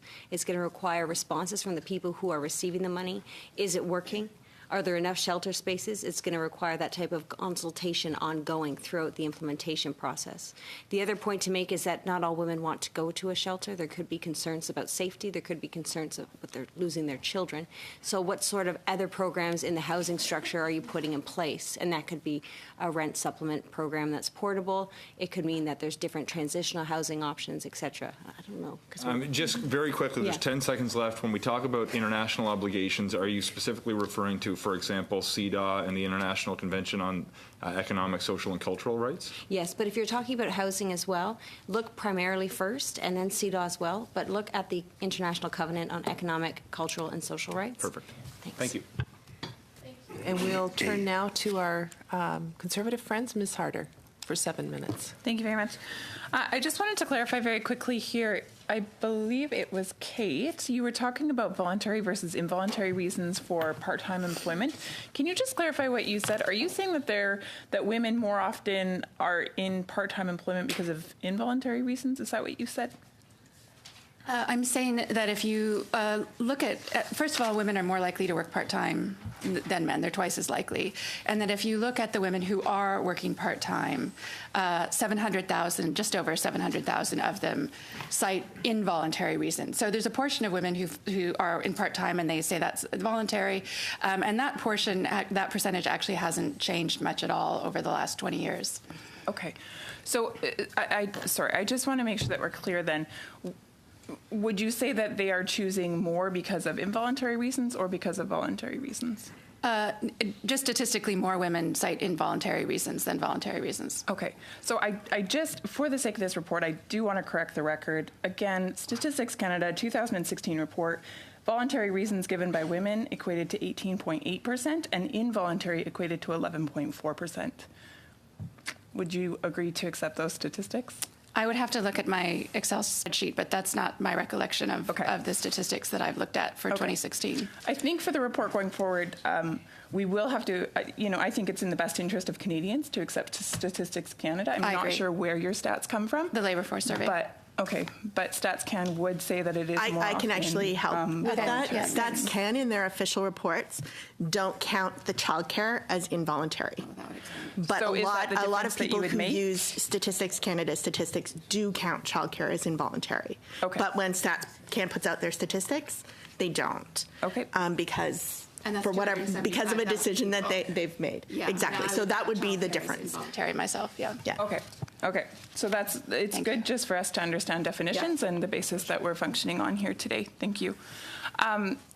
Kate, you also made mention with regards to, I believe, with regards to STEM and women's entry into STEM. And so this is where we see fewer women participating in both STEM and agriculture. And so in your opinion, how could we increase women's involvement in these two areas? Well, I think you've heard from some folks who have more experience than I do working in this, for example, from the Canadian Women's Foundation. And I've actually been in front of this committee speaking specifically to this issue with people, again, who've been engaged in programs that help women enter those fields. And what I've heard consistently from the folks who are directly involved in this is that you need a long-term approach. So what we see, for example, is women going into apprenticeship programs and having difficulty even completing the apprenticeship program for a variety of reasons, whether it's experiencing some hostility, whether it's access to childcare, whether it's a matter of choice. And then they come out and they enter the workforce. And for example, again, the last time I was in front of this committee, one of my fellow witnesses said, gave an example of a woman who they were working with a factory. They wanted to have more women working in this factory. The entrance to the factory went through the men's change room. So you need to follow people right through the apprenticeship process, through the job entry process, working with employers, and then into their time in employment. Because again, we see women who complete their apprenticeships, go into the trades, for example, and then drop out after 2 or 3 or 4 years. And I think the Canadian Women's Foundation has done really good work on trying to support those women so they can stay in those fields. But I think it's a question of really working with those women all the way through that, first 5, even 10 years of their entry into those fields. My next question here is for Megan. You mentioned with regards to low income and, of course, your goal being poverty reduction, which I fully support, of course. So when I look at the stats, they show that 13.5% of women and 12.5% of men have low income. So the gap there is only 1%. However, if we take a closer look, we know that among women, it's those with disabilities, it's those that are Aboriginal, it's those that are visible minorities, it's recent immigrants, it's those that are unattached, it's those that are over the age of 75 who are disproportionately affected with a lower income, right? And so I'm looking to you for some guidance in terms of how we might alleviate this or solve this issue that is before us with regards to these specific groups where we see the greatest gap. I'm so sorry, I left my microphone on. I think there's various ways to do it. Like, for example, when we talk about poverty, it's never a silver bullet solution. So you've heard a number of really great ideas at this table.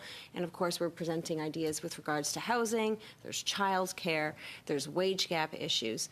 And we know from our colleagues and some really great research that women who are paying less are struggling with things like housing and childcare to a greater degree than men who are earning more. So that could explain why lone parent mothers are disproportionately represented in terms of poverty wages. It could also explain why some of the older women, as they weren't able to save, they didn't have the same retirement options or the same jobs with pensions, so they're in precarious situations now as seniors. And I think what needs to be said is that a lot of these women need boosts from a number of angles, whether it's housing supports as well as the universal child care program. They're not able to fully contribute or be at equal status because some of these programs aren't reviewed through a gendered lens. And in that sense, when I say the word affordable, what could be affordable for a single father is different than what's affordable. So even that word itself needs to be considered in terms of, well, what does this mean for women? So one of our recommendations was reviewing current policies and programs because it does have a different impact on women. And I'm not sure if Michelle, do you want to? The other piece as well is that we can look to a couple of international mechanisms and review processes at the United Nations for how to address these numbers for marginalized groups. I think you're very right in saying that among the women who are living in poverty, those numbers are so very stark when we look at women with disabilities, racialized women, Indigenous women. We actually have this moment coming up in April at the Committee on the Rights of Persons with Disabilities, just around the corner in April. We're going to see issues about women living with disabilities, living in poverty, and their economic and social rights come under review by a United Nations treaty body. We've just ratified this covenant in 2010, so it's our very, very first moment at the international stage for this. But we can look to those international examples, really, and those review processes to really inform our processes going forward. We'll now go to Ms. Malcolmson for 7 minutes. Thank you, Chair. Thank you to all the witnesses. We're going to cut and paste all kinds of your testimony for our report. It's really, your work is appreciated and important. My first question is to Kate McIntyre from Canadian Centre for Policy Alternatives. I got from your testimony and also from your other work how hard poverty hits women. 37% of single mothers in Canada live in poverty. Women with disabilities are among the poorest population in all of Canada, with an unemployment rate of up to 75%. It's appalling. So you've talked about how universal childcare would help lift a lot of low-income women out of poverty, and I'm hoping that you can elaborate more on that. How would universal childcare and in particular what lessons the federal government can take from the Quebec universal childcare model, how would that impact poverty rates among Canadian women? Well, certainly in Quebec, we've seen amongst single mothers, for example, rates of poverty fall quite significantly. And I can follow up later with the exact number. I don't have it off the top of my head. But I believe it was something on the order of 140,000 women who were single mothers moved out of poverty over the course from 1997 to, I believe, 2015 was the period that I looked at. And, of course, some of those women moved out of poverty for other reasons. But it's a significant number, and I think it's strongly correlated to the introduction of childcare. I think that the issue of part-time work also speaks to this. So we have women in part-time work, and if I can just speak to the numbers, I'm looking at my spreadsheet now. So 25.78% of women cite preference or voluntary reasons for being in part-time work, and then there are various percentages of women who cite illness, childcare, family responsibilities, going to school, and business conditions. But for the women for whom childcare is the reason, that means that they are trapped not only in part-time work, and also, as my colleagues have pointed out, in low-wage work, but they may also not have access to employment insurance.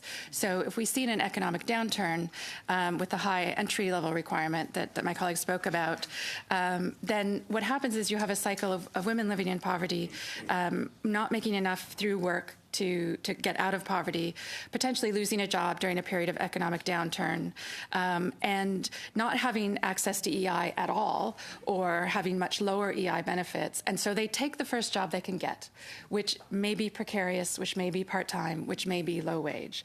And so because they don't have access to those EI benefits, they can't wait another week or 2 weeks to get into that more permanent job, that job with a living wage. And so you have a cycle there. Now, childcare isn't the only way you break that cycle, but it is certainly, I think the evidence is there that it is one of them. Thank you very much. To the Canadian Labour Congress, to Vicky Smallman, you had a very punchy way of saying on a Twitter post your concern about what happens when we hold up and celebrate successful entrepreneurial women, how that doesn't actually get at the basic economic security questions that our government should be tackling. Can you give us a paragraph on that? Okay, so I knew my tweets would come back to me someday. So I think what you're referring to is when I talked about the difference between women's economic empowerment and women's economic justice. Okay, and so economic and this is why we very cautiously we use the term economic justice. So economic security is pretty good too, but justice has a bit more, push to it. The problem with the notion of economic empowerment is it focuses on solutions that benefit individual women. Right? You give them the tools that they need to succeed in their careers. This is not in and of itself a bad thing. Right? Of course we want women to be empowered, economically and otherwise. But when we focus on solutions that benefit individual women, we lose sight of the systemic barriers that are keeping all women down, and especially those who are most marginalized. So economic empowerment and programs and and rhetoric aimed at the empowerment of women, especially if it has an entrepreneurial focus, but not necessarily, it doesn't allow us to look at what the systemic barriers are and what the solutions are, and it means that those inequalities that make things worse for the most marginalized women, right, Indigenous women, racialized women, immigrant women, lone mothers, and women with disabilities, means that we're not actually addressing breaking down those barriers. So you can have a few people get up the glass, up the ladder, maybe crack the glass ceiling a little bit, but there's a whole other ceiling made of brick for a bunch of other women down here, right? And so that's why we prefer to really focus on systemic barriers and talk about women's economic justice. Thank you so much. My final question to my friends in Canada Without Poverty. My own province, British Columbia, has no provincial poverty reduction strategy. And we note that in your work, you've highlighted some of the successes in other provinces that our federal government could learn from. For example, Newfoundland and Labrador used to have the highest rates of poverty, but they've introduced some holistic approaches, which include childcare, pharmacare, increased social assistance, and the province now has the lowest poverty rate in the country. Can you talk about how such programs can affect women and their poverty rates? Yeah, all right. Yes, and thank you for that question. As part of our work at Canada Without Poverty, we produce our poverty progress profiles, which are a review of provinces and territories and how poverty reduction strategies are kind of playing out and how they measure up as well to our international human rights obligations. And what we've noticed overall is the provinces and territories who are doing the best are adhering to not only specific pockets of policies, not just piecemeal policies here and there, but this overall approach. And it's what we would call a rights-based approach, or elements of a rights-based approach. Two of the provinces that are doing, I'd say, quite a bit better would be Quebec, which we've talked about quite a bit from the lens especially of their child care program, as well as Newfoundland and Labrador, as you remarked. Another territory that has some good elements is the Northwest Territories. But what we're seeing overarchingly, and I'll speak very quickly because I can see that my time is running out. Oh no, very quickly. Okay. It's this overall approach that they're going to do something about poverty, and all of these piecemeal policies are going to fit in a framework. So I'm going to have to cut you off. I'm sorry. Okay. We're going to turn to Ms. Ludwig and perhaps... Be fast. No, you've got 5 minutes. Yes. Okay. Great. 7 minutes. I'm sorry, 7 minutes. Okay, thank you very much, and thank you for your excellent presentations. My questions overall focus on the unconscious and structural barriers, as Ms. Hillman, as you had mentioned, but systemic barriers. So looking at, firstly with Kate, looking at the issue of women in trades, here's my scenario. If we look at trade training in Canada, largely through the college system, a student would go in and study so many hours, and then they would go out and go into the field. To get the next block, they have to come back in.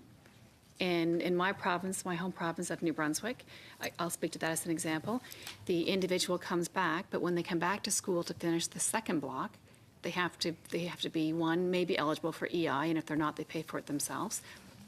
And then it goes on and on and on. So over the course of the 4 blocks into a journey person's specialty, so many of them drop off. In your experience, is it higher for women? One, yes, we know the difficulty of getting to the first block, because I've seen at the college level where a significant increase in women, but I do not see the same trend at graduation because of the blocks. If someone has a child or 2 children, to be able to go back to school and only collect EI, not a regular salary. If you could speak to that.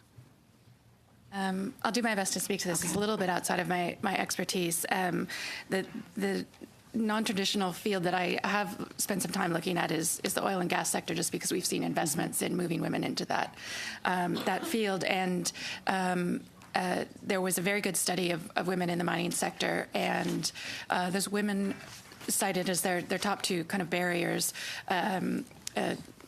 a hostile work environment and the lack of childcare and or flexible hours. And when the mining companies that were employing them were looking for employees in that period, I mean, this was in 2014, and we weren't seeing a loss of jobs, we were seeing increasing jobs. When they were asked if they had any kind of policy or template or anything around addressing employing women, none of them did, and none of them thought there were any problems.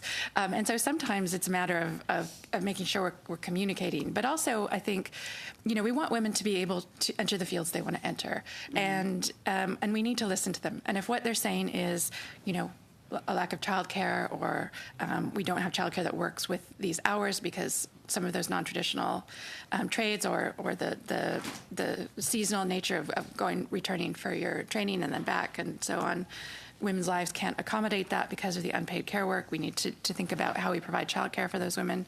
And then we also need to work on those issues of unconscious bias, because often I think this isn't about creating an antagonistic relationship. This is about saying, here's some really qualified people. They want to complete their qualifications. They want to be your coworkers. They're good coworkers. They don't look that different from your wives and sisters and aunties.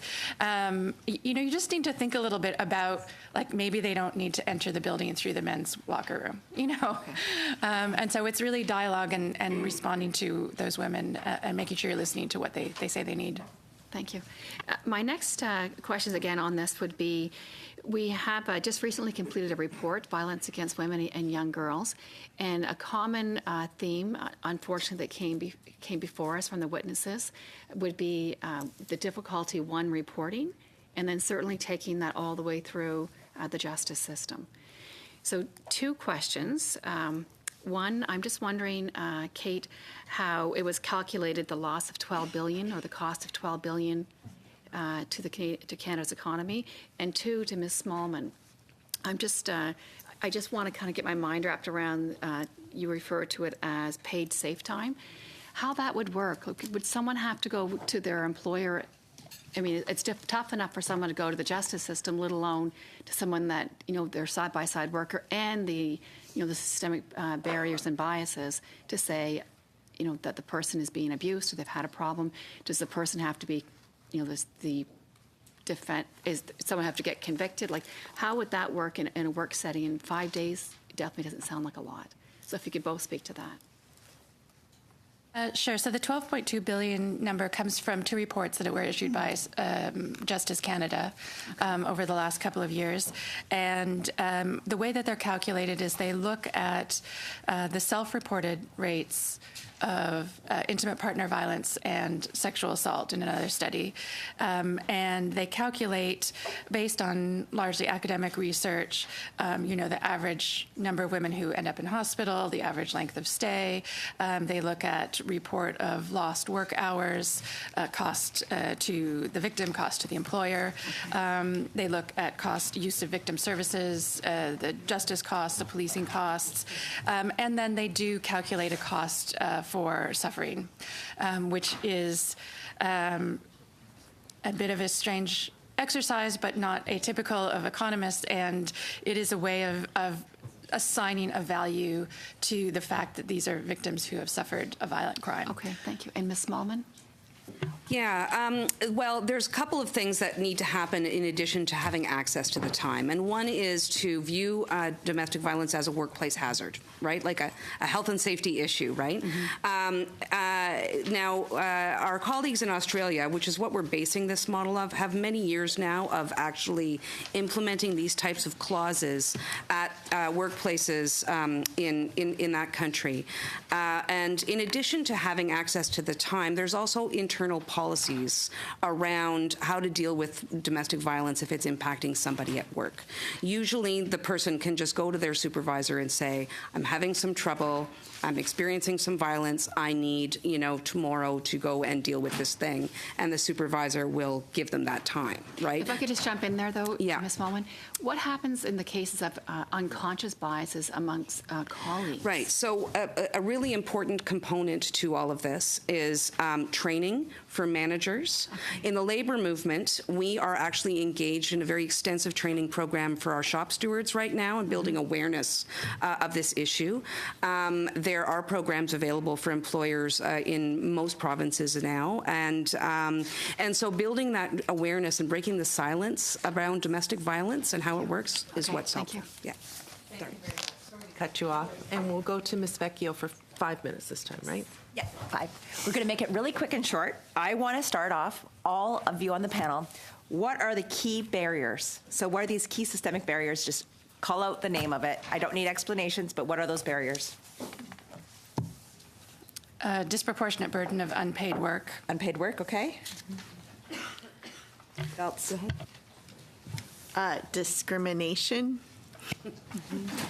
Discrimination for being a woman? A person with disability, racialized Okay, person. yeah, so if you're a woman and you're racialized, so Okay. you have more discrimination than, say, Super. me. Right? Next one. I would say the lack of decent work. Lack of decent work. Okay, next. Michelle? I would say political will towards a rights-based approach that recognizes women's economic and social rights. Okay, Megan? Implementation of policies and programs that don't consider a gendered lens. Okay, so that's discrimination. Would it not or no? It's implementation. Implementation? Yeah. Okay. And anything else? And I don't, honestly, I want more of terms. I don't want explanatory lines, because then I want to go back and say, then tell me, what are your solutions? So we can go back. Violence against women. Violence against women. Make sure we've got that. Okay. Okay, so unpaid work. What is that we do to then now deal with unpaid work? How do we give that a monetary value that is fair to all Canadians, whether they choose to stay at home or choose not to stay at home, whether they have 8 parents or they have 2 parents or no parents? What is it that we do for things like that? One of the really big things that we can do is add 8 weeks of parental leave for fathers under a use it or lose it model, and that Okay, so right now there's improves- totally 35 parental weeks. So Yeah, but Quebec has a model where there's an extra 5 weeks that only the second parent can take. Okay, so it's called use it or lose it, and okay, that so 8 weeks over and above. So we're looking at right. 50. You're talking about a 60-week then. Okay, right. Another option. And then, but what that does is that rebalances the unpaid care workload at home. Okay, discrimination. What can we do when it comes to discrimination against women, whether they're disabled or whether they're because they're female? I think we can listen to them, and that means that we need to support women's organizations to speak about the experiences women are having of discrimination.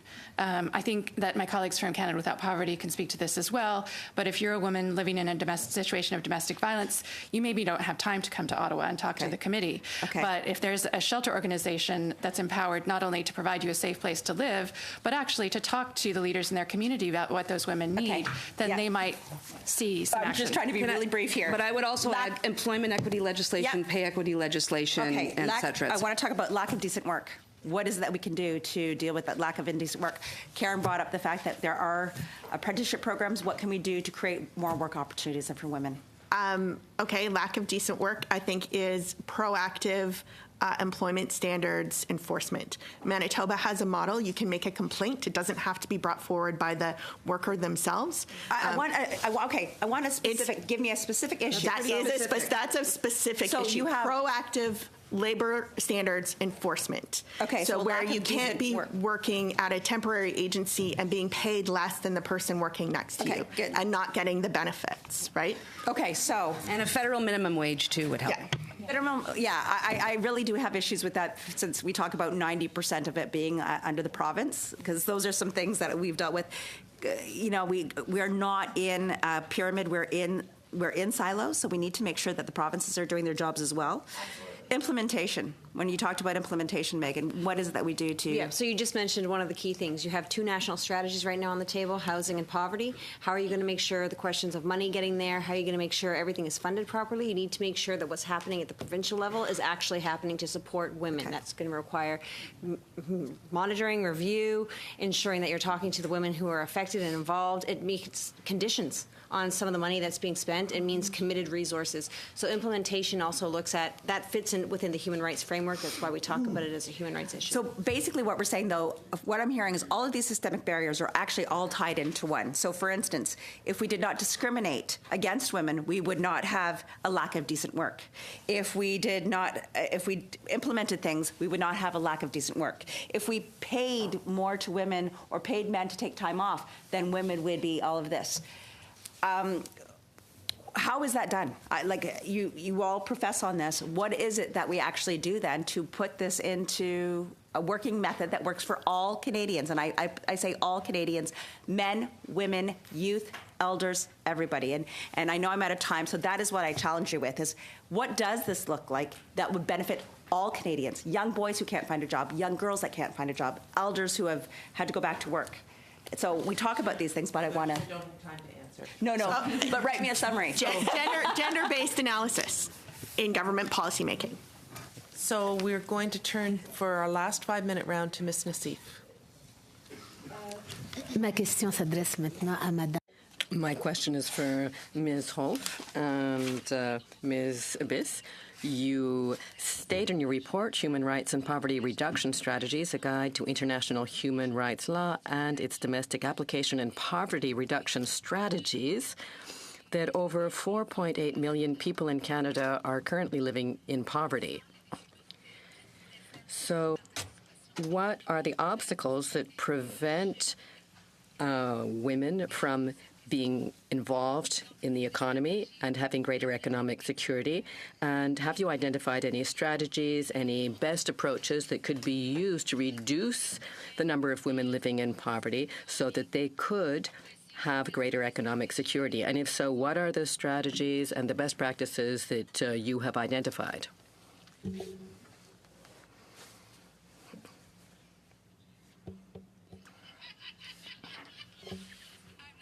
Do you Siri?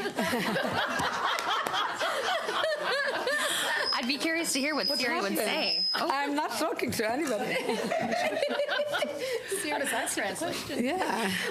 So in terms of what the possibilities are, then in terms of strategies and best approaches within the poverty reduction strategy and housing strategy, I want to reflect a bit on what we're saying when we're saying a rights-based approach and what that actually means concretely, because I think our overall recommendation would be that what we need is a rights-based approach. And I want to give some context to kind of flesh that out a bit. One of the key pieces to that is accountability and government accountability, to ensure that if you have a rights-based strategy, there are mechanisms by which those 4.9 million people living in poverty can access some sort of review mechanism and have some sort of response from the government.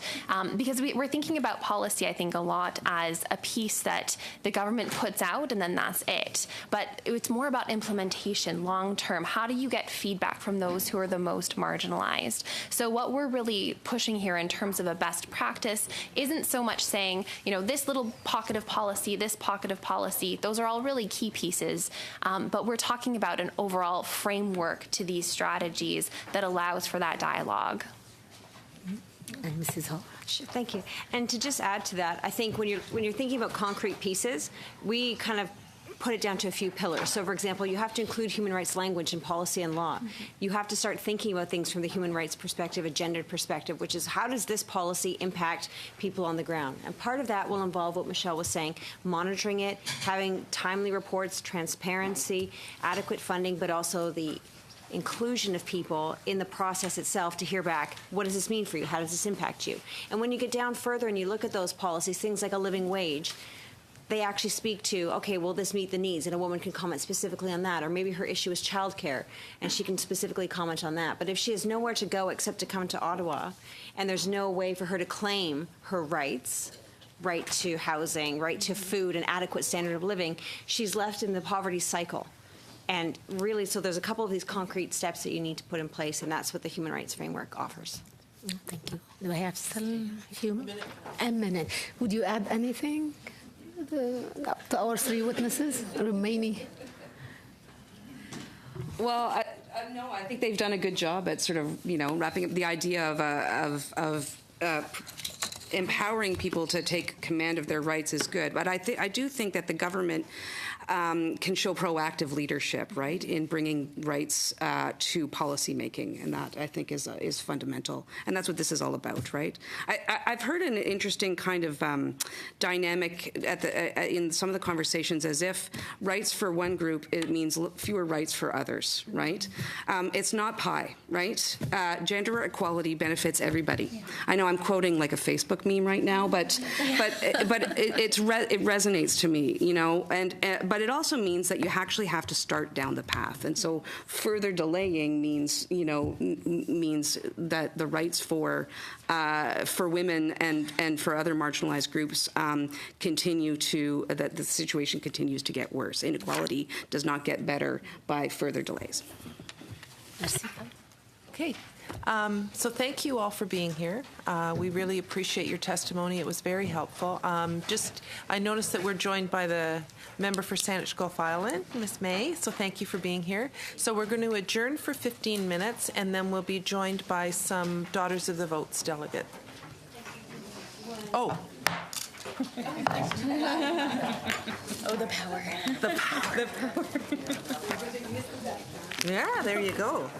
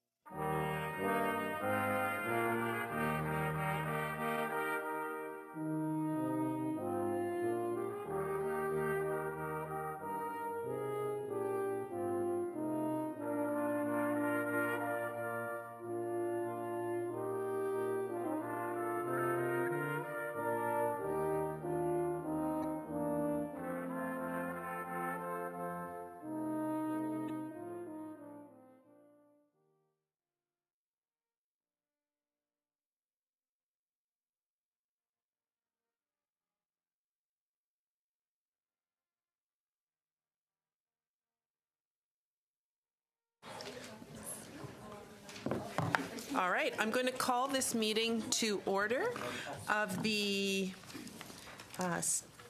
we're studying the participation of women in politics, is that right? So I want to welcome the Daughters of the Vote delegates who are here. I can't tell you how thrilled we are to have you here. What you see in question period is not indicative of what most of our life as a member of parliament is like. So it's really nice. It's really nice to have you here and get a sense of frankly how collegial committee work is and how most of our time as members of parliament is working together across party lines. So it's really nice to have you here. And I spoke to you before. We're going to start left to right. You have. How long is it? 3 minutes. So you have 3 minutes to speak, and then we're going to have 15 minutes of questions afterwards. To the committee members, I know we normally have a set structure of questions. The clerk is actually going to take a list of people who have questions. We are going to try and keep it to about... just maybe one question per... One question per part. We'll go around. One question per party. Whoever has and then we'll limit to about 3 minutes, just so that we don't try and balance it out. So, Alana, welcome. You are the first Daughter of the Vote to address a committee ever. So, It's on the topic of violence against women. There was a mistake here. oh, and I understand the topic is actually violence against women. Yeah. Okay. So, Alana, it's over to you. Thank you. Thank you. My name is Alana Robert, and I'm from the Manitoba Métis Nation. I'm so proud to be the first woman in my family to go to university. I've always wanted to pursue a career in law to help combat the magnitude of violence and exploitation experienced by our Indigenous women in our country, and I'm currently studying at Osgoode Hall Law School. I vividly recall this aspiration of mine being validated when speaking at a women's rights march only a few years ago. I saw a young Indigenous girl in the crowd, perhaps 8 years old, holding up a sign that said, "Will I be next?" This moment made me realize that our young Indigenous sisters should be dreaming of their future, not for their future. And so I began to try to create a safer space around me for the women that surrounded me in my life. I began a group at the University of Manitoba called Justice for Women. I brought together community organizations and leaders to help create consent culture workshops. These workshops helped educate students about how to obtain consent and ways that they can design student programming to mitigate the risks of sexual violence. This encountered quite the reluctance, and so I created and successfully advocated for a policy that mandates this training to students across every single faculty at the largest university in my province. I then designed and secured funding to operate a self-care and sexual violence resource center that serves our community. While this work has made and continues to offer impact at my home in Manitoba, this is only one component of the ability that we have to create a safer environment for our women, particularly our Indigenous women who experience higher incidents of sexual violence. I know students who go to class and sit only a few seats down from the perpetrator of violence against them, or students who use Justice for Women services because they don't know where to go or there is nowhere else to go. This leaves our women behind, and there's a lot of work ahead of us. The government can help advocacy groups like mine build the first generation free of violence against women. With your support, we can create a national policy mandating all post-secondary institutions have comprehensive consent education, response centers, and resources that are accessible to students. And we can support the establishment of full-service community centers where women escaping violence can go to for legal assistance, counseling, financial planning, and cultural activities all within the same space. This can reduce the re-traumatization of women that occurs when they are forced to retell their stories over and over again. For our Indigenous women who are particularly targeted, this is especially important to ensuring their safety. Many environments of our young people and Indigenous women are conducive to violence. Our women are capable of greatness, which can be achieved when we facilitate a society that lifts them up, and so that they can flourish and reach their full potential. Thank you. Thank you very much, Alana. And so are all three presenting? Okay, yeah. So now we're going to go to Shania for 3 minutes. And welcome. Thank you. Good morning. My name is Shania Pruden. I'm representing Elmwood and Transcona from Winnipeg, Manitoba. Did you know that according to the Native Women's Association that Indigenous women are almost 3 times more likely to be murdered by a stranger than a non-Indigenous woman? It's very difficult to take that in because it brings fear to many Indigenous Canadians, including me. A big thing that tends to happen is the negative stereotypes that these missing and or murdered women get. Things like, oh, she was asking for it, or, oh, she was a runaway, and sometimes even that she deserved it. Why? Why would someone say something like that? But then you stop and realize that there are still people in Canada that don't care about equality and making Canada a better and safer place for everyone. I get scared to walk home from my bus stop at night, but also when I'm in public, my self-esteem disappears. Plus, my parents told me many times that I am not allowed to take a taxi anymore due to the recent events that occurred in Winnipeg. And why is that still happening in 2017? Sometimes, something that I've never told many people is the reason why I dress the way I do, the reason why I act the way I do. Well, it's because I feel braver and more secure. If I was to dress more like a girl, people would know I'm a girl, and I'd most likely be harassed for it. But if I dress more like a boy, people wouldn't bug me. They would sweep it off because, oh, it's just a guy. Why should I have to do that just to live free from harm? The biggest thing that happened that struck me the most was the death of a 15-year-old girl. Her name was Tina Fontaine. Her body was wrapped in a bag and pulled out of the Red River. It's terrible because she was only 15. She wasn't able to experience graduating high school, or get married, or have her own family. She had her life stolen from her. Losing a sister is hard.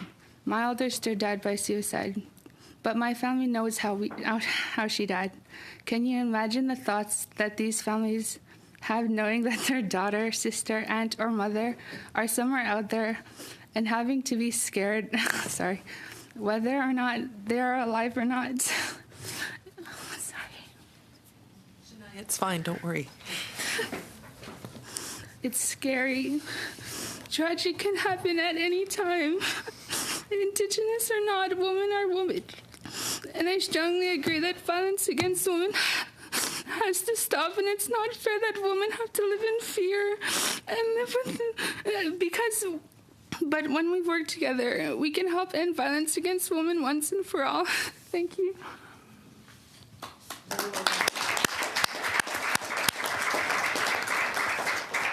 Well, Shania, I wish I had some Kleenex because I need some too. Thank you very much for your really personal and powerful testimony. Natasha. Thank you all very much for having me here today. My name is Natasha Kornak, and I am the Daughters of the Vote delegate for Calgary Confederation.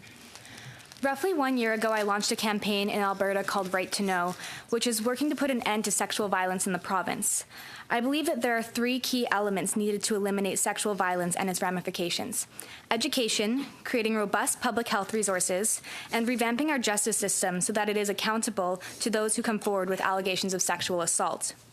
The primary focus of my activism has been on reforming Alberta's sexual health curricula to teach youth about consent, how to prevent and cope with the aftermath of sexual violence, and how to maintain healthy relationships. This is something I'm working on at the provincial level with the help of many outstanding MLAs from various parties in Alberta. But I do believe that the federal government has an obligation and the ability to help with the 3rd pillar of the plan that I just outlined, that being the revamping of our justice system. When I was younger, I was picked on by boys in my class. I asked my teachers for help, and they said the boys were doing it because they liked me. We equate the abuse and assault of women to affection, which sounds ludicrous when you say it out loud, but you don't need to look past our justice system to see that this is the case. From Justice Robin Kemp in Alberta, who told a woman she could have prevented her rape by keeping her knees together, to Judge Greg Lenehan in Nova Scotia, who claimed that a drunk individual can in fact give consent. Our justice system is failing those who are brave enough to come forward with allegations of sexual assault. Today, I ask this committee to consider studying the effectiveness and feasibility of a Survivor's Bill of Rights for survivors of sexual violence. Right now, there is a vast discrepancy in the quality of care survivors can access across the country. Many people in rural and northern communities, for instance, lack access to sexual assault centers and sexual assault evidence kits. Additionally, a recent investigation by the Globe and Mail found that on average, 1 in 5 sexual assault claims are dismissed as baseless, often due to a lack of physical evidence. The investigation also found that detectives in this country oversee cases of sexual violence without proper sensitivity training. In the courtroom, if a case even makes it that far, it often doesn't get any better. There have been cases where judges have refused to allow a lawyer to read a victim's impact statement on behalf of the complainant. There are judges, like the 2 who I just previously mentioned, who treat the complainant as though they are the ones on trial, calling their sexual history into question. This is a blatant violation of Section 276, subsection 1 of the Criminal Code of Canada. It's no wonder why 90% of Canadian women will never report their assaults. A survivor's Bill of Rights should include, but should not be limited to, the following: the right to be notified of one's options with reporting, the right for a victim's advocate, the right to ask for change in detective overseeing one's case, the right to accessible medical and counseling services, and the right to further preservation or destruction of a sexual assault evidence kit upon the survivor's request. For too long, our justice system has treated sexual assault as a petty crime, something to be met with a slap on the wrist. This undoubtedly perpetuates the pervasiveness of sexual violence in our country, and our government should not stand for it. We have the obligation to create provisions that will protect the rights of survivors of sexual violence. This committee has the opportunity to change the status quo, and I hope you will take actions to do so. Thank you very much.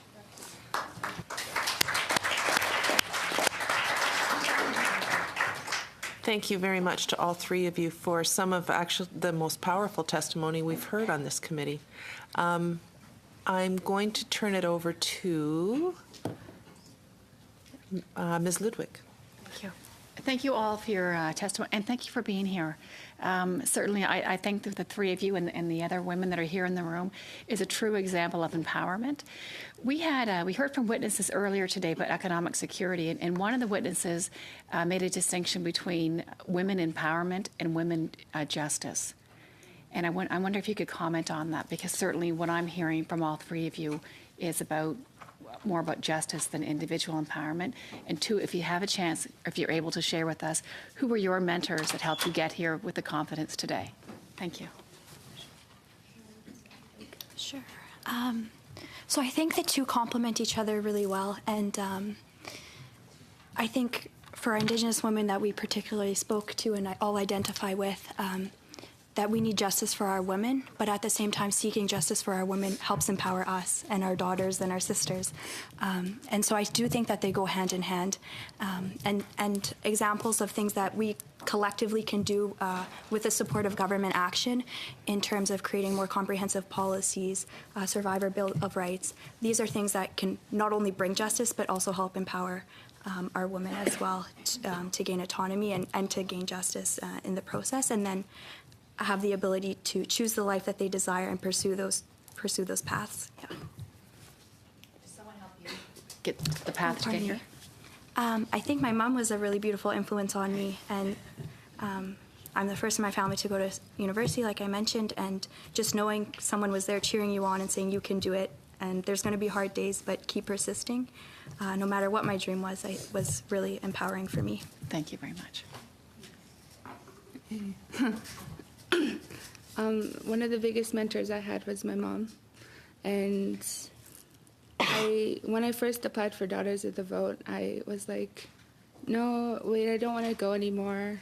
But then she kept pushing me. She was like, this is your way to go somewhere where you want to go. And the other question, do you think you could slightly paraphrase it again? Yeah, so one of the earlier witnesses today talked about economic security of women, that if we only focus on empowerment, we can sometimes individualize cases. But if we focus on women, the justice for women, we're talking about raising all women up. If you're able to speak to that. Empowering women. That's right, you don't have question? to. So, Alana did a great job answering. I don't have an answer, I'm sorry. Okay. Thank you. Yes, ma'am. So with respect to your first question, I think what's really important is when we talk about empowerment, we often talk about women, but I think something that often gets neglected in the conversation, especially at the political level, is the intersectionality of women. All three of us here sitting on this panel before you are of Indigenous descent, and I think when we talk about the intersectionality of women, we need to talk about how these issues impact women on different levels. So Indigenous women, women of color, LGBTQ, Two-Spirit women, all these different elements that pertain to women, they come together and they diverge. And those efforts, when we talk about trying to instill empowerment in women, have different effects for those different levels of intersectionality. So I think that's one thing that's really important. When we talk about individualizing cases, we can't lump people together, but we also can't individualize cases. So I think it's a very complicated issue, which is why I think this committee is very important. With respect to mentorship, I'm really fortunate to have had women in politics who have mentored me over the past few years.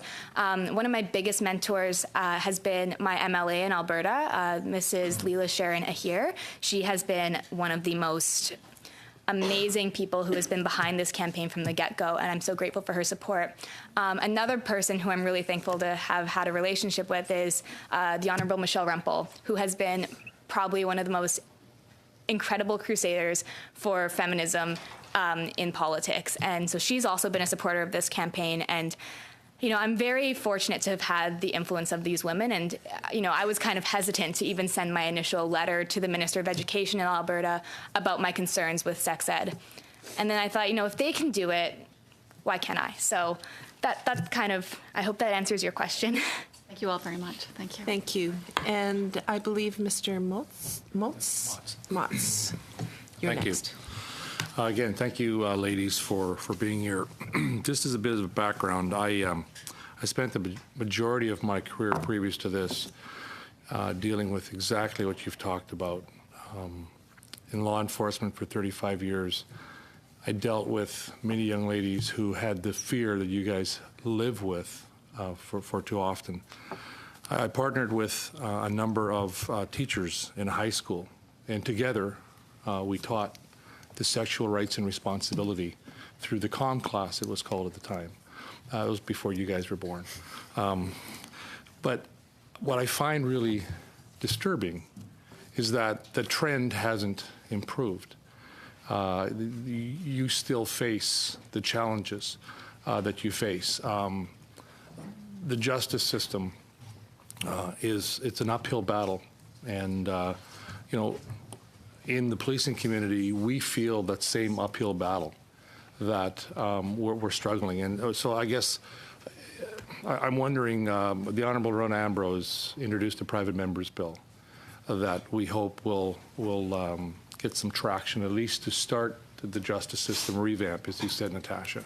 I just wanted to get your thoughts on what you feel that would do, and what other things specifically you think might help the justice system revamp specifically. Do you mind if I... Before the answer, could you maybe say what's in the private member's bill, if they may not be familiar with what's in it? The JUST Act you're referring to, correct? Yes. If you know, you go ahead. Well, I can just speak to it. So the JUST Act is essentially aiming to improve training for judges who oversee sexual assault cases. This is something that I actually brought to Alberta's Minister of Justice, Kathleen Ganley, and she kind of was very dismissive of what I brought forward, but I think it's because it's at the federal level where we need this legislation. So I'm actually going to meet with Ms. Ambrose this afternoon about this legislation, and I think it's a very, very important first step to make sure that, like I mentioned, women who go on to pursue sexual assault charges often are treated as though they're the ones on trial, and I think it has to do with how we sexualize women, and I could go into a whole rant on that. But I think that there's another element towards the justice system that starts at the policing level. And like I said, there's a report by the Globe and Mail, and if you haven't read it, I strongly encourage you to do. It's called Unfounded. And it says that 1 in 5, on average, cases of sexual assault are dismissed as baseless, or they're called unfounded cases. So meaning that they don't have the evidence, whether it be physical or circumstantial evidence, to support them going forward with charges. And a lot of the time, we find that the police who are overseeing these cases aren't willing to cooperate fully, and they doubt the victim from the get-go. And so we need provisions at that level, I think, to start off with, to make sure that cases even get to a courtroom. I think one of the reasons why we don't see cases going as far as prosecution is because the justice system is expensive, and people don't see it as worthwhile and worth the taxpayer dollars to prosecute a rapist. And like I said, this goes again back to the sexualization of women. What people forget is that sexual assault is expensive. It costs our economy $2 billion a year. That's in medical costs, that's in costs for medications for sexually transmitted infections, unplanned pregnancies, counseling services, trauma, missed work, missed school. We need to look at the big picture and work to ensure that, because justice is an element of us ensuring the health and success of women and all people, but especially women who are victimized by sexual violence. I'm sorry for the long-winded answer. If you guys would like to chime in. I have a follow-up, if I could. Well, actually, I'm assuming that you have a question from the NDP, and Ms. May, are you going to ask a question? I'd love. Okay, with your permission, I definitely would like to ask questions. So we'll go to the NDP next. Thank you very much. Thank you all for being here, and thanks for your testimony. I know there's going to be a report to Parliament coming up on violence against young women and girls, and my NDP colleagues are drawing inspiration from your words here today. And I just wanted to say a special thank you to Shania for representing Elmwood-Transcona so well, which is my home riding, and for your courage in sharing your personal story. I think that's important for all of us to hear, because we often talk about these issues at the policy level, and it's a little sterile and a little distant from the impact that these things really do have in people's lives. So thank you for taking the time to remind us of just how important these things are and what they mean to people on the ground. And in the spirit of trying to bring back what we do here, which can be a little distant from people's everyday life, or seem that way anyway, to things on the ground, I was just wondering if each of you want to take a moment to say what you think in terms of a concrete step. Like, we talk about issues, and they're big issues, and there's a lot of issues that are connected, and it's hard to get a handle sometimes of just where do we start. So what do each of you think would be a useful action for government to take, just as a starting point, if we want to try and start getting something done and start moving towards a culture that's more safe for women? How can we start doing that here in Ottawa? What are some first steps? And we could start with Alana and go down the line. Thanks. Sure. So I think two really tangible things that government can support young advocates like ourselves on is, one, making sure that post-secondary institutions actually have the means to support their students and proactively prevent sexual violence from occurring, so that there's effective response and there's effective prevention, because there are wide discrepancies in what universities, colleges offer their students. Some offer nothing, and others offer very comprehensive services. And another tangible item that I think the government can support on is creating these full service centers where survivors can go for everything they need following an incident of sexual violence, whether it be legal assistance, counseling, financial planning, whatever the needs might be. In Toronto, there's the Barbara Schleifer Clinic, and it offers these services to women who have experienced sexual violence or are fleeing domestic violence, all within one house. And we don't see that anywhere else in the country. And there's often, sparse resources and strains on funding, but actually prioritizing that and making these services available to women coast to coast to coast, I think, is something that can offer beautiful implications and help us build the first generation free of violence against women. Shania? Yeah, I want to second on her second. The whole thing about having community, like safe house and stuff, for all women of all ages. I don't remember who I was talking to, but somebody told me that the average age of sexual exploitation is 13, but how many 11 and 12-year-olds made 13 the average age? And so, like, to have services available to children, such as 11 to adults, would be very helpful. And also, like, doing what we are doing now, we're invited to talk to you guys about, like, we're all under 23, so it would be nice to hear from more other under 23-year-olds, and just to have, like, the youth voice be heard. Keep it quick so that we can give Ms. Yes, May ma'am. a chance. Yeah, I was just going to second what Alana has put forward. At a lot of universities, they're now having to be mandated by provincial governments to create sexual violence policies, but not every single university has them. And right now, a lot of them are very sparse in their language and the kind of provisions that they outline in those policies. So I think we definitely need to legislate and create standards that post-secondary institutions have to adhere to make sure that they are consistently providing services to people on campus. So that's something that I think the federal government can definitely step in. Thank you. So I know we only have till about 11. Well, we do have till 11:45, and then we have more girls coming, or more young ladies coming. So over to you, Ms. May. Well, first, I just want to thank each of you for coming. I really think it's wonderful that you applied for the Daughters of the Vote, and that you were chosen. And Natasha raised the issue of intersectionality, which is clear. I mean, the first wave feminism of my generation tended to be women of privilege in the 1950s and 60s. And now there's greater awareness that racialized and indigenous women are much more vulnerable to patterns of domination and exploitation. And that's, I think, even evident in hearing from the three of you of indigenous background. So I wanted to thank you. And then my specific question is to Shania. Have you spoken publicly before ever about how you present yourself to the world and your feelings of vulnerability if you present more as the beautiful young woman you are?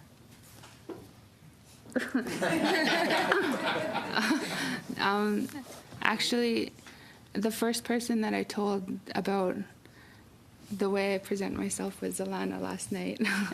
And so I thought it would be great to tell you guys because I've been like holding it in so much, and I don't know, like why not just put it out there? Like somebody has to get the conversation started. So the opportunity came and I did it. Thank you. Very brave.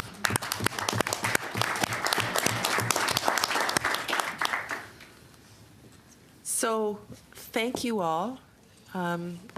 Shania, I can see why you didn't want to speak first. And I'm glad you did have the courage to share your story. And to all three of you young ladies, what an amazing opportunity for all of us to hear from you. I think I speak for all of us in saying that we are just so grateful for you taking the time to come and speak and how worthwhile it was for us to hear from you. So thank you very much. And we're going to switch over now. We have three other young ladies who are going to speak to us. Who have we got now? Yes. And they will be speaking our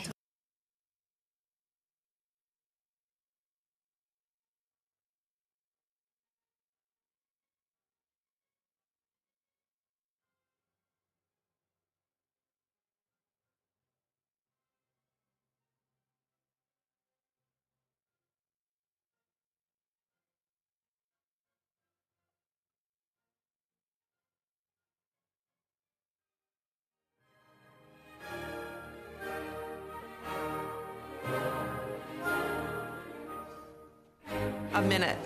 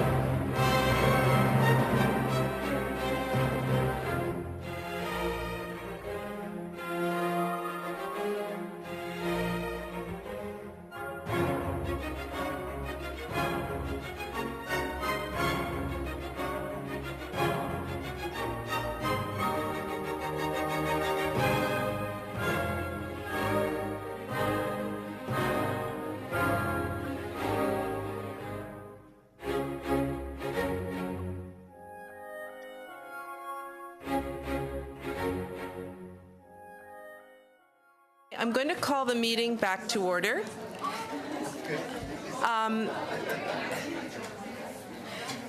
Just so those in the audience that know, we do have translation, so there's an earpiece beside your seat, and for witnesses as well. Should you want to have translation, there is an earpiece here that's available for English and French. So just mention again, no photos are allowed while the sitting is in progress. So no photos are allowed while the sitting is in progress, which is now. And the next topic that we're discussing is human rights. I want to thank all of our delegates for being here. You have 3 minutes each, so we'll start with you, Anne. We'll go left to right again, if that's okay. Je vais parler en français. Okay. I'll be addressing you in French. Very well, thank you. So the living conditions of most Canadians are really very good. We have one of the best models for human rights law, civil and political in Canada. However, when it comes to social and economic rights, these are basically sidelined. They're not protected by the Canadian Charter of Rights and Freedoms or by any other Canadian law. For example, the right to adequate housing isn't protected by law. It's time to change that. Really, Canada should protect in its constitution, at least in law, the right to proper housing. Today, I would like to address the issue of women in housing with an aim to make it clear that adequate housing is necessary for one's development, for one's health, and also for the advancement of women, the status of women, because 50% of women in Canada rent, and among these renters, 2 out of 5 of them spend more than 30% of their income for housing, which is unbelievable in a country as developed as Canada. Moreover, access to housing really will depend in the future on having more social housing available for everyone across this great land. Given that women are more vulnerable on the economic level, especially given the recent cuts in social assistance in some provinces, and that there are not enough affordable, adequate housing units at present, such that there simply isn't enough housing available. And since 2000, the construction industry in Canada has mostly been building luxury condominiums rather than affordable housing for people who need it, and that's really what construction has been since 2000. Also, there's so much discrimination against women in housing, especially women who are single women with children, or Native women, or women on welfare. And all these elements often constitute insurmountable barriers to women who are trying to flee family violence, especially immigrant women in these conditions who have less things to draw on to help them, such that some of them remain in violent situations or haven't enough housing for themselves or for their children. Moreover, there are more and more women in the streets now, especially among immigrants, elderly women, and Native women, who often haven't enough revenue, especially the elderly, to pay for a roof over their head. And 95% of groups that provide housing for women have been unable to do so because there isn't enough space for them now.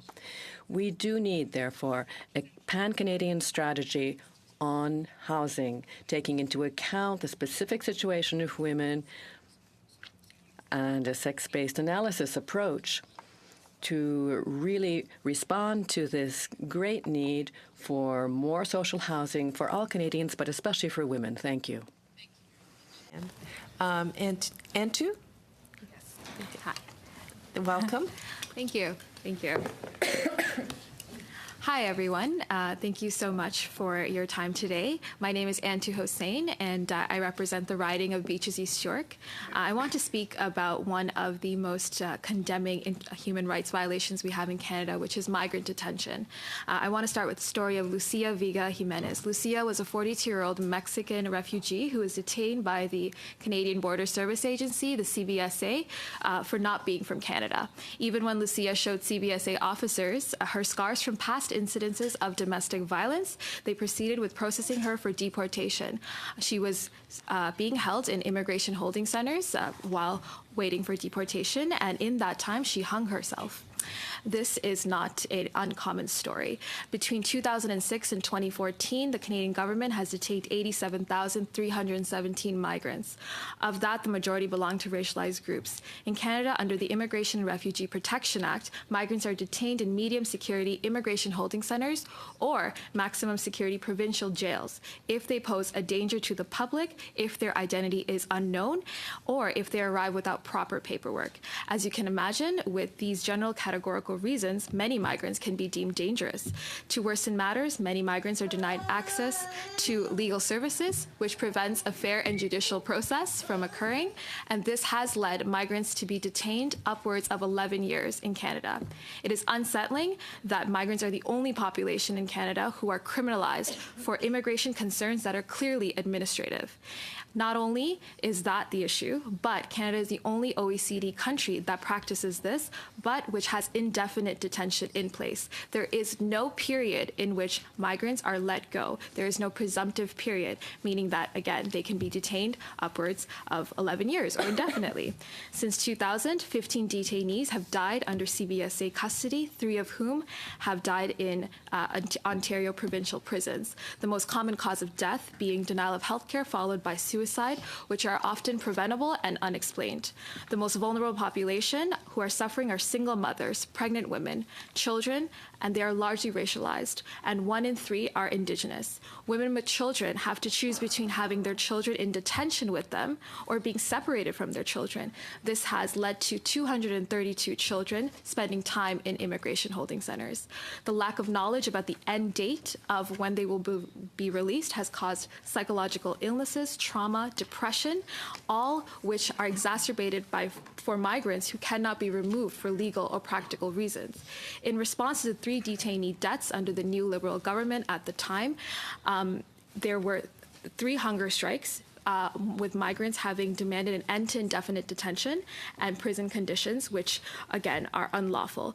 Minister Goodell at that time announced his plan to reform Canada's immigration detention system by investing $138 million to enhancing alternatives to detention and rebuilding immigration holding centers. However, his proposal has been criticized for not addressing the root cause of migrant detention and, in turn, increases the capacity to criminalize more migrants.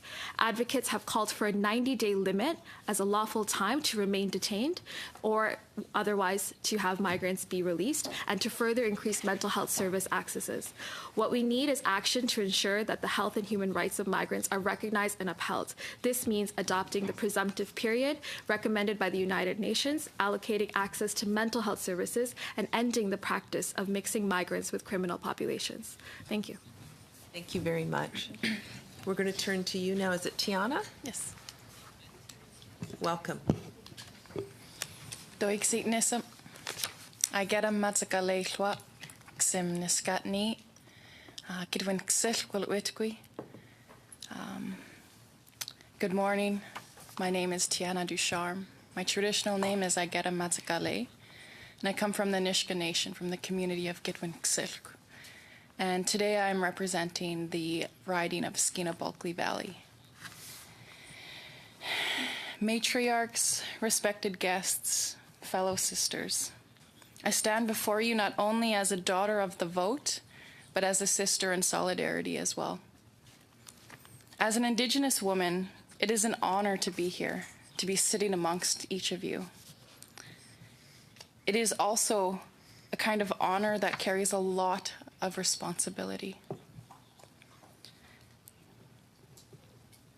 Responsibility not only to my people, but to my community, to fellow Indigenous peoples, to fellow Canadians, and to this land.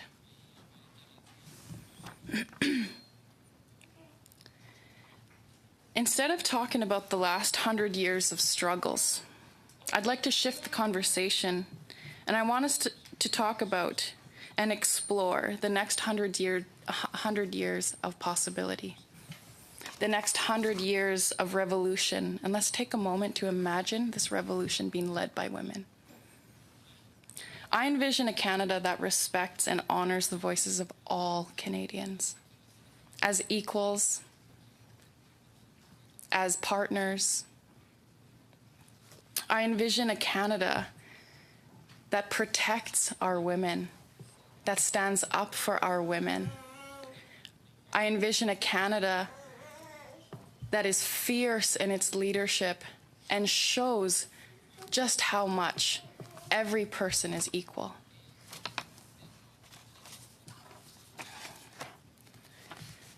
I want to talk to you today about the intersections between land empowerment and women's empowerment.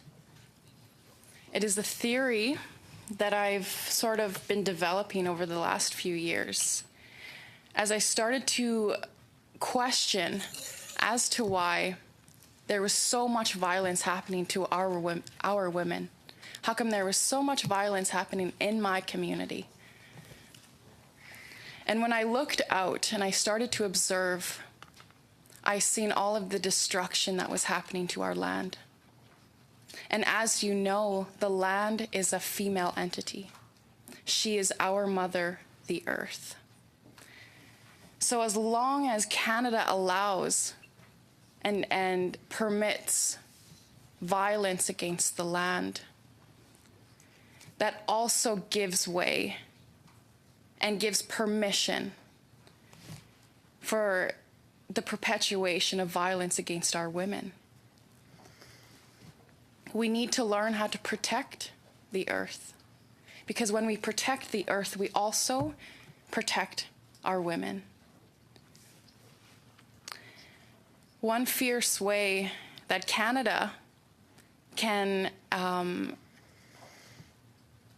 ensure that we are honoring not only the rights of Indigenous peoples, but also the rights of the land, is by honoring the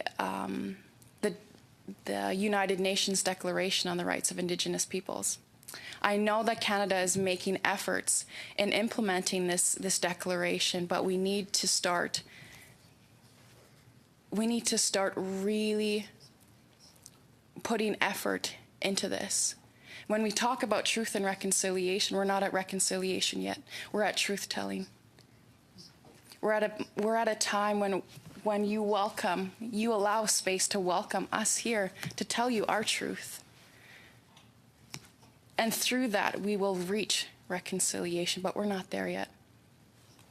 So I encourage you, each of you, to go back into your communities, go back to your leaders, and to start asking them questions about how are they, in their own roles, contributing to the implementation of the UNDRIP? How are they contributing to truth-telling and to reconciliation? Thank you very much. Gabitle. Miigwech. Thank you. Elizabeth? Oui. Merci. Donc, je vous inviterai à mettre votre oreille. Thank you. So I will ask you to use your translation devices because I'll be addressing you in French. I would like to thank the committee for having us here today and thanking Parliament for having invited us, the Daughters of the Vote, here this week. I thank my colleagues for their testimonials. They have identified a number of important issues. I'm Elizabeth Gendron. I'm the delegate for Three Rivers, and I'm here to talk to you of access to justice. It's an important issue. It's not equal, especially in Quebec. Those who have more money access justice, and those who don't have the money don't. And that's a difference that's even more pronounced between men and women. One can say that, of course, the justice system is supposed to protect vulnerable citizens, but there aren't enough resources to ensure that the marginalized have access to it, especially in family law, where women are often up against serious issues of family violence without enough resources to ensure that they benefit from the protection of the law. Even at divorce, they often don't have access to a lawyer, given that the legal aid programs are completely overwhelmed by the demand. For example, in May 2014, JuryPop, which is a team which offers legal services at low cost, had found that most of its clients were single parent families, women with 1 or 2 children. I myself has worked for this organization, Legal Clinic JuryPop. In 2016, the legal profession noted that 62% of the clients of legal aid were women. This is a situation that's very clear in criminal law. Women are more often victims. In sexual crime in 2008, 83% of the victims were women, and 2/3 of them were under the age of 18. About 88% of sexual crimes aren't even brought to the attention of the justice system. And very often, the victim is treated as a witness of the crime, but not the main actor and the main person at issue. It's unacceptable to have women not taken seriously, with their credibility doubted by those who are in positions to make decisions and by lawyers, such that a number of women won't even speak up about the crimes they are victims of, and the legal system has to be rethought to involve victims more if they wish to be involved, so they'll feel listened to. It's clear that the laws of the evidence need to be revamped to ensure that the victims of sexual assault aren't doubted systematically. Women, and especially poorer women, are ignored by the legal system, although many initiatives have been undertaken recently to try to improve the situation. It's still important to really point the situation out to our elected officials so that they can act on this, create a system which is truly representative and takes into account the needs of all Canadians, including women. Thank you. See? We only have 10 minutes before we adjourn, so we'll have to keep our questions and answers crisp. Is there a question? I know you have a delegate here, Nathaniel. Would you like to ask a question? Sure. So thank you to all of the presenters. You would all make excellent parliamentarians, and I'm sure we'll make excellent parliamentarians one day. A question for my representative of Beaches East York is you spoke of 11 years in indefinite detention, and then you spoke of the 90-day period, a huge disparity, and perhaps you could speak to if other countries have adopted that 90-day period, the United Nations you referenced, and the importance of adopting that 90-day period in Canada. Thank you for your question. So the importance of that weighs heavily on the way migrants are detained, because at this point we are the only country that not only practices migrant detention, but we are the only country that does not have a 90-day presumptive period. So countries that have employed this are the UK and Australia even. So it is highly unfortunate that because of this reason, migrants have led to more suicidal deaths within detention centers. There is no out. There is no end in sight. Again, when you do not have access to legal services or even improved mental health provisions, this is one way in which we can at least ensure that migrants, if they are going to be detained, that they are being detained because of a criminal offense. Right now, they're being detained without a criminal charge. So again, the importance of this weighs heavily on all of us. Yeah. Thank you very much. And do our Conservative friends have a question? No. Okay. No, just thank you very much. I'm here to learn, and it's been very, very informative. All four of you have spoken incredibly well. And when Ms. Erskine-Smith said you'd be great parliamentarians, that wasn't meant as an insult. It was a compliment. But thank you for sharing. I appreciate it. Irene, would you Yes, thank you very much. The fact that you're here gives us great hope.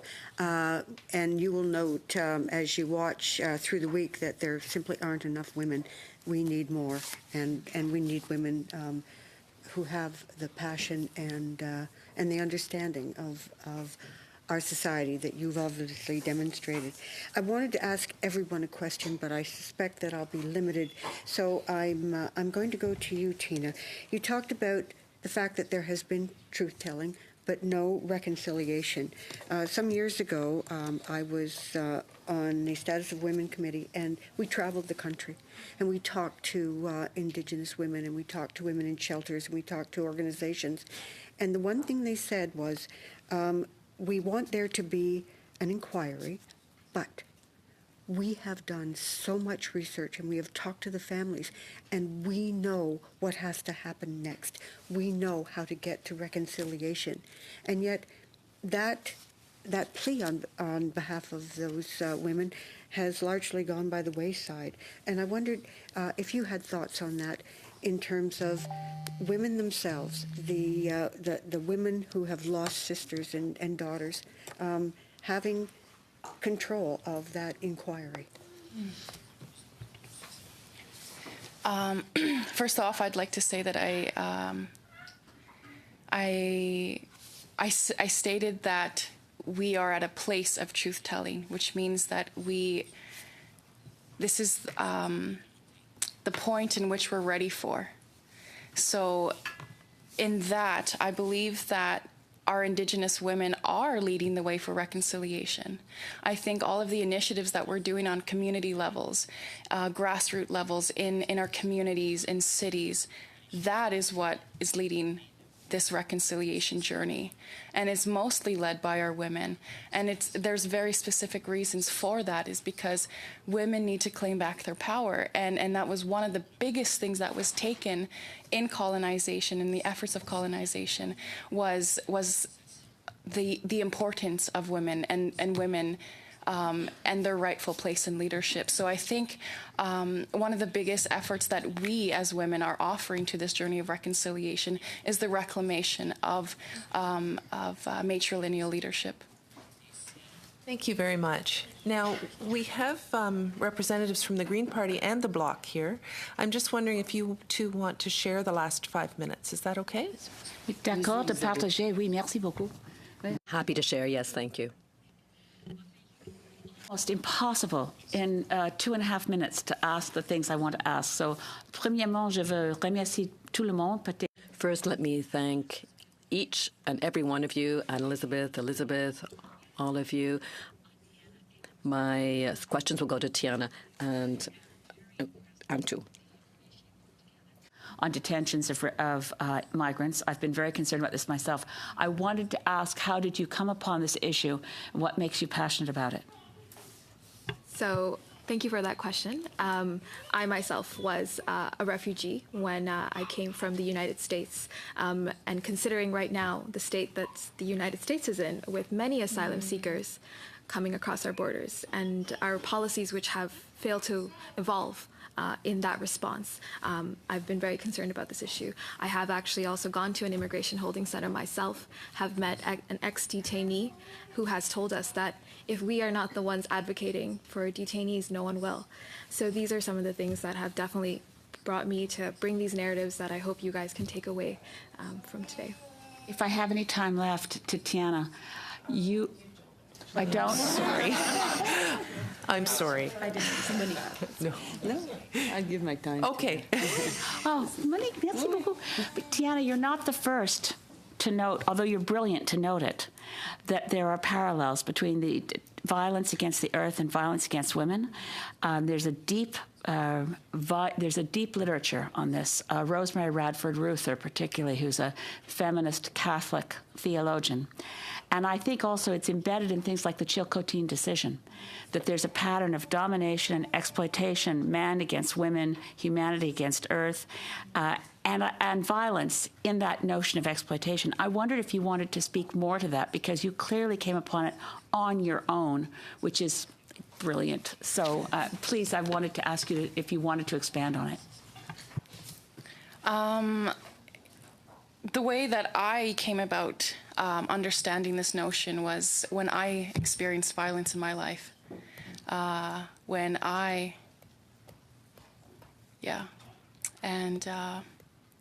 the only way that I reclaimed my body sovereignty was through land sovereignty, through ceremony with the land. That was the only way that I was able to regain my strength and reclaim my spirit. And it was just something that I noticed. Yeah. Thank you for your bravery. And I think we've got 2 minutes if you'd like to use them. Maybe 3. Maybe 3, all the better. Let me do this quickly. Really, the access to housing is something that has struck me in what you've said, especially with regard to street people, because you mentioned that so many more women now are in the streets or become street people, don't have proper housing. I live in Montreal, and I see this situation with my own eyes. And centers for the homeless, there are fewer such services for women, so there are some real needs now that aren't being addressed.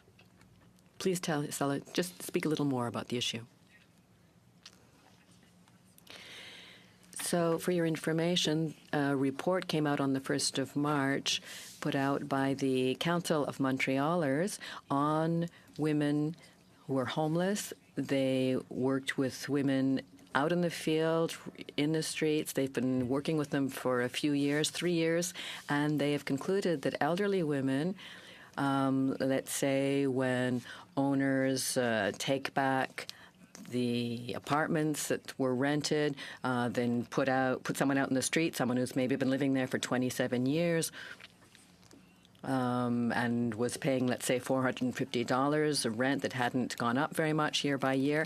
And then they have to find something that costs so much more, they just don't have the money for it. So at centers like Le Chaînon, there's such a waiting list just to get into these shelters, and there isn't enough social housing. I know more about the Quebec situation. This is why I'm talking about it. There's a group called Frappe-Rue, which is a resource center able to give out information about homelessness. In 2016, there was a campaign of testimonials still up on YouTube, which you can find on the site Frappe-Rue, F-R-A-P-R-U, especially elderly women and single-parent women, talking about their need for housing and their situation on the streets. I just want to recognize that your Member of Parliament has joined us at the back, Mr. Cullen. So, ladies, thank you very much. I mentioned this to the previous group, but to you as well. What incredibly powerful testimony. We hear from a lot of witnesses in our committees, and you rival the best that we've heard, all of you today. So thank you very much for your very important testimony. We're privileged to have you here with us today, and we look forward to what you're going to be doing after you've left us. So thank you, and I get to bang the gavel one last time.